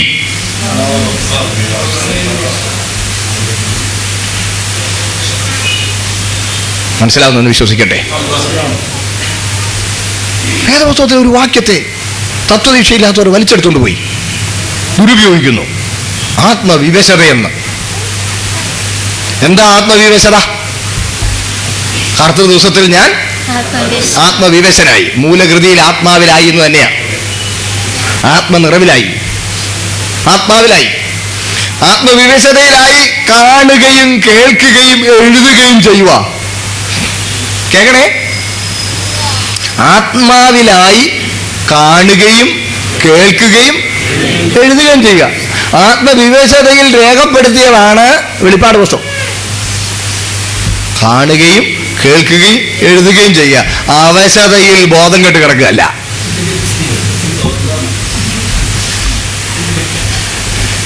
ഇതെന്നതാ? ആ അനുഗ്രഹിക്കേണ്ട ആത്മീയ അനുഭവത്തെ ഈ കുരുത്തക്കേടിനെ വിശദീകരിക്കാൻ ദുരുപയോഗിച്ചാൽ ദൈവകോടതിയിൽ നിന്ന് വരുന്നത് എന്താണെന്നുള്ളത് ദൈവമേ ഓർക്കുമ്പോൾ ഭയം തോന്നുന്നു. എൻ്റെ സഹോദരങ്ങളോട് കരുണ കാണിക്കണേ, ഞാൻ പ്രാർത്ഥിച്ചുകൊണ്ടിരിക്കുന്നു.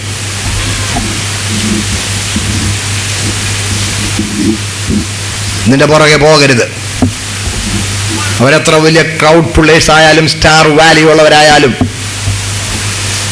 ദൈവം ഭൂരിപക്ഷത്തിന് പുറകെ പോകുന്നവനല്ല. One with God is majority. സ്തോത്രം, സ്തോത്രം. എടുക്കുക, അതിലൂടെ അകത്ത് കിടപ്പി. നാശത്തിലേക്ക് പോകുന്ന വാതിൽ വിശാലവും വഴി വീതിയുള്ളതുമാണ്. അത് കണ്ടെത്തുന്നവർ അനേകരാ. സ്തോത്രം. ജീവങ്കിലേക്കുള്ള വാതിൽ ഇടുക്കവും വഴി ഞെരുക്കവും ഉള്ളത്. അത് കണ്ടെത്തുന്നവർ ചുരുക്കം പേരാണ്. സ്തോത്രം. തിരുവെഴുത്തിലുണ്ടല്ലോ, ശാപമുള്ളിടത്ത് കഴുക്കൾ കൂടും. കർത്താവിന് പറഞ്ഞുള്ള ബന്ധത്തിൽ നടക്കുന്ന അടയാളങ്ങളെ കുറിച്ച് പറഞ്ഞുകൊണ്ടാണ് പറഞ്ഞിരിക്കുന്നത്. ശവമുള്ളിടത്ത് കഴുക്കൾ കൂടുന്ന പറഞ്ഞാൽ തിന്നാൻ വല്ലതും കിട്ടുന്നിടത്ത് കഴുകന്മാരെല്ലാം വരുമെന്ന്. എന്തേലും ഭൗമിക നേട്ടം ഉണ്ടോ അവിടോട്ട് ആളെല്ലാം കൂടെ കൂടും. അതിന് നമ്മൾ എന്ത് വേണം? ഓടട്ടെ, കൂടട്ടെ.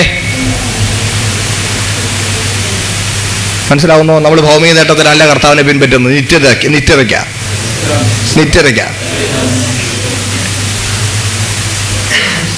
എല്ലാവരും ഒക്കെ എൻ്റെ കൂടെ ഉണ്ടോ? അഭിഷേകം അഭിഷേകം അഭിഷേകം ചെയ്യപ്പെട്ടാൽ നമ്മുടെ ആളത്വം ആദരിക്കപ്പെടും. എനിക്ക് സന്തോഷം തോന്നുന്നുണ്ട്.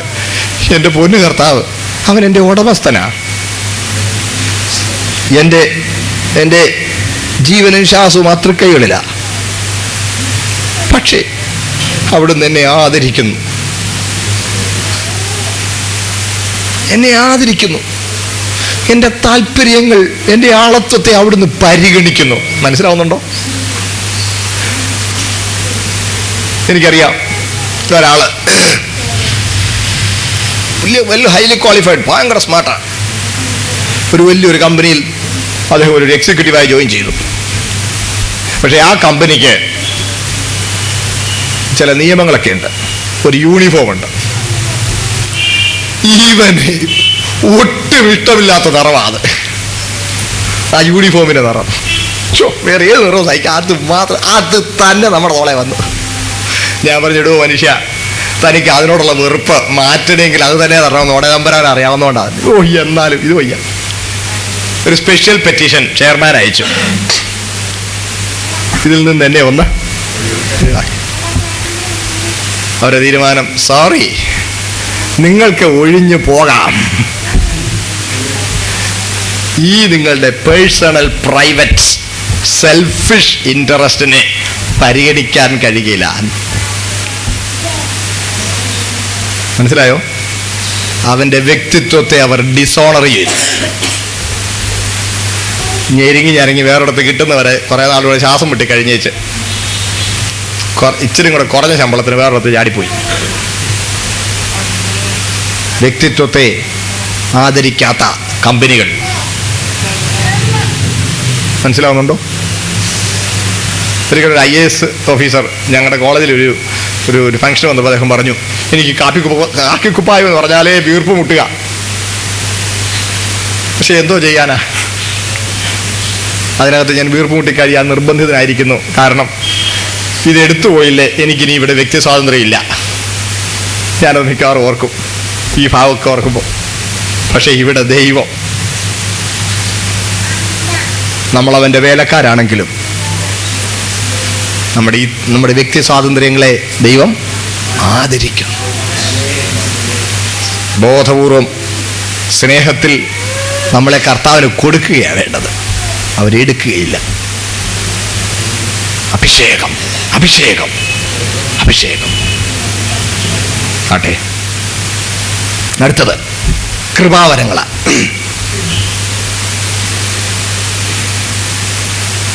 കൃപാവരങ്ങൾ കൊരിന്ത്യർക്ക് 1:12 അധ്യായത്തിൽ കൃപാവരങ്ങളുടെ വിശദീകരണം കാണാം. കൃപാവരങ്ങൾ 1:12 എടുത്ത് വായിക്കാനൊക്കെ പോയാൽ അതാ സന്ദർഭങ്ങളിൽ ആവശ്യമുള്ളതൊക്കെ ഞാൻ വായിപ്പിക്കാം. അത്രേ അതിനെ സാധനം കിട്ടുള്ളൂ. 4-ാം വാക്യം മുതൽ വായിക്കുമ്പോൾ കൃപാവരങ്ങൾ വ്യത്യാസമുണ്ട്. ആത്മാവൊന്ന്, വീര്യപ്പത്തിൽ വ്യത്യാസമുണ്ട്, കർത്താവ് ഒരുവൻ, പിന്നെ എല്ലാം പ്രവർത്തിക്കുന്നത് ദൈവമാണ്. 3 ആളത്വങ്ങളെ ഇവിടെ പരാമർശിച്ചിരിക്കുന്നതാണ്.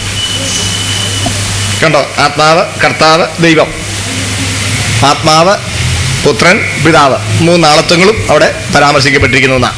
അപ്പൊ കൃപാവരങ്ങളും പരിശുദ്ധാത്മാവിൽ നിന്ന് മാത്രം കിട്ടുന്നതല്ല, 3 ആളത്വങ്ങളിൽ നിന്നുമാണ് നമ്മളിത് പ്രാപിക്കുന്നതെന്ന് മറന്നു പോകരുത്. അതെ, ഈ കൃപാവരങ്ങളെ കുറിച്ച്, ഇത് കൃപാവരമാണെന്നുള്ള കാര്യം നമ്മൾ മറന്നു പോകരുത്. എന്താ ഈ കൃപാവരമാണെന്ന് പറഞ്ഞതിന്റെ കാരണം? ദാനമാണ്. അത് കൃപാദാനമാണ്. അർഹതയില്ലാത്തത് ചൊരിയുന്ന ദാനമാണ്. ഇനി കൃപാവരങ്ങളെ കുറിച്ച് പൊതുവിൽ മനസ്സിലാക്കേണ്ട ഒരു കാര്യം, ഇത് സഭയുടെ പൊതുപ്രയോജനത്തിനാണ്. ഇത് വ്യക്തിത്വത്തിന് അലങ്കാരമായിട്ടല്ല, ശുശ്രൂഷയുടെ ഉത്തരവാദിത്വമായിട്ടാണ് നാം കാണേണ്ടത്.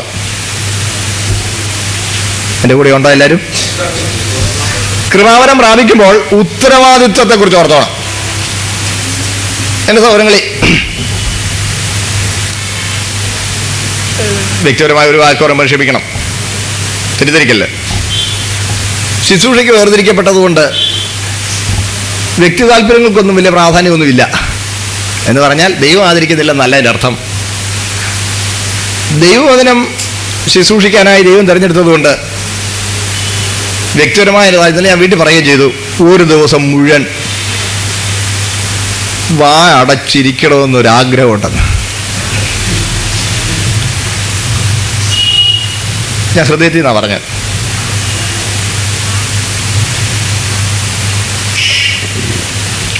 ഒരു സുഖമാട്ടോ, പക്ഷെ അതൊക്കെയില്ല. ചിലപ്പോഴൊക്കെ 8 മണിക്കൂർ വരെ സംസാരിക്കേണ്ടി വരും. ഒരു കാര്യമാണ്, ദൈവവചനം ശുശ്രൂഷിക്കാനുള്ള ഉത്തരവാദിത്വവും അതിനുള്ള തെരഞ്ഞെടുപ്പും എൻ്റെ മേലുണ്ടായപ്പോൾ അതിനോടുകൂടെയുള്ള എൻ്റെ ഉത്തരവാദിത്വ ബോധത്തെക്കുറിച്ചും കൂടി പരിശുദ്ധാത്മാവിനെ ബോധ്യപ്പെടുത്തിയത് കൊണ്ടാണ് ഇതൊരു സന്തോഷമായി തീർന്നിരിക്കുന്നത്. എല്ലാ കൃപാവരങ്ങളും അങ്ങനെ തന്നെയാണ്, ഉത്തരവാദിത്വമാണ്, അല്ലാതെ അലങ്കാരം അല്ല. വ്യാപാരം ചെയ്യാൻ മനസ്സില്ലാത്തവനെ ഇതൊന്നും ഏൽപ്പിക്കത്തില്ല. വ്യാപാരം ചെയ്യാൻ മനസ്സ് വേണം. അതിനോടനുബന്ധിച്ചുള്ള അധ്വാനം സന്തോഷമായി കണക്ക് കൂട്ടണം, അതൊരു പദവിയായി കണക്ക് കൂട്ടണം. അതുകൊണ്ട് പരിജ്ഞാനത്തോടെ വ്യാപാരം ചെയ്യാൻ കഴിയുന്നവരെ മാത്രമേ ഇത് എത്തിക്കൂ.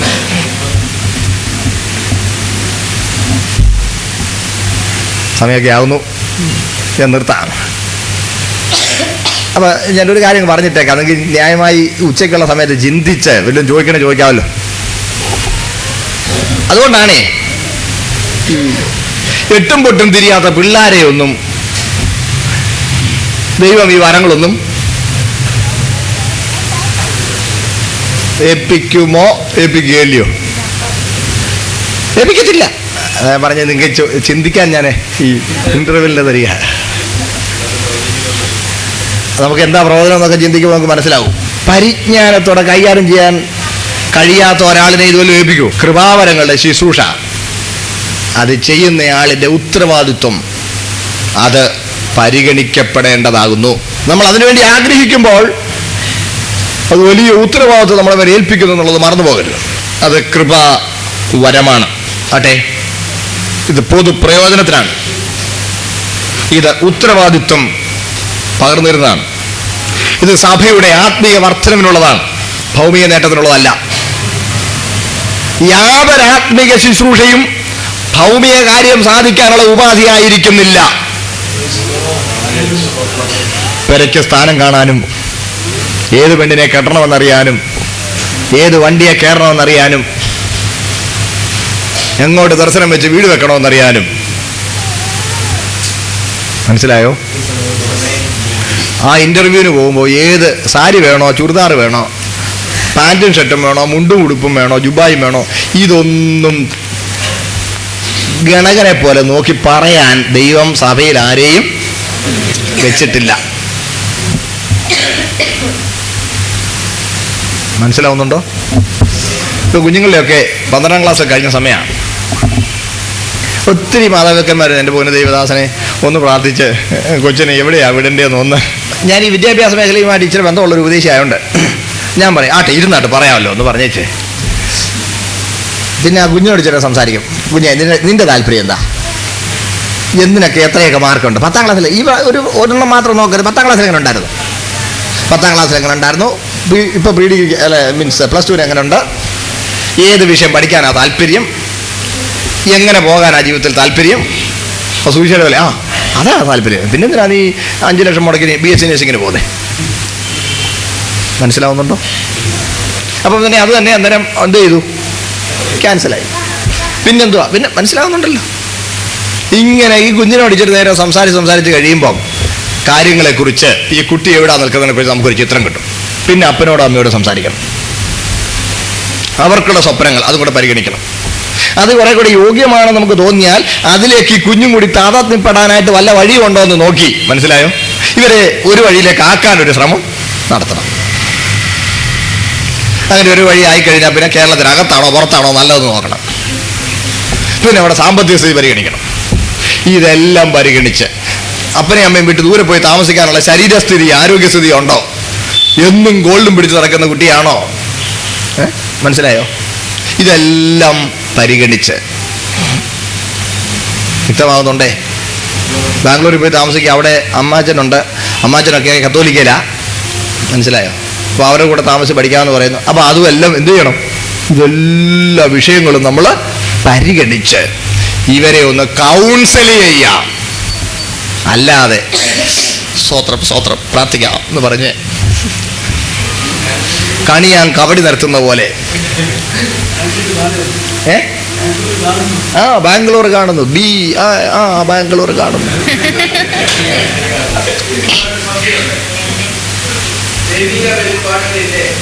അയ്യോ ഞാൻ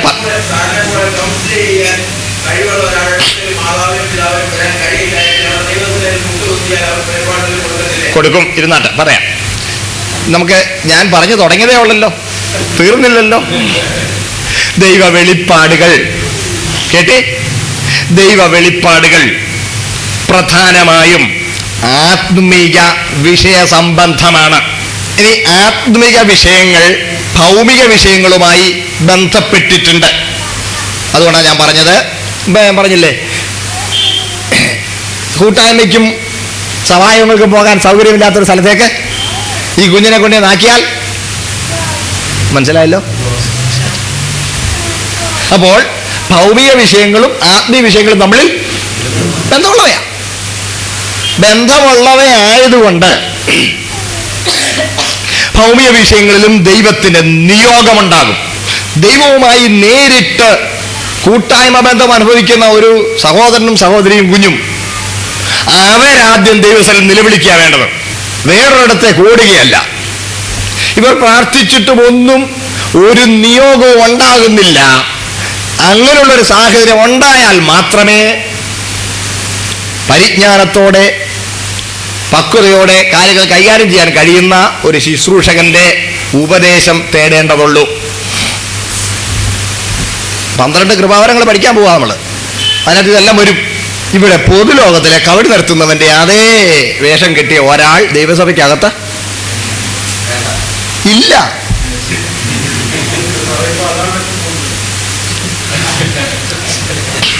നമ്മളതിൽ നിന്ന് മാറ്റം വരണം. നമുക്ക് ദൈവത്തിനും ദൈവത്തിനും ഇടയ്ക്ക് ഒരു മധ്യസ്ഥൻ കയറുന്നോ? ദൈവത്തിനും ദൈവത്തിനും നമ്മുടെ ഇടയിലും പരിമല തിരുമേനിമാരോ?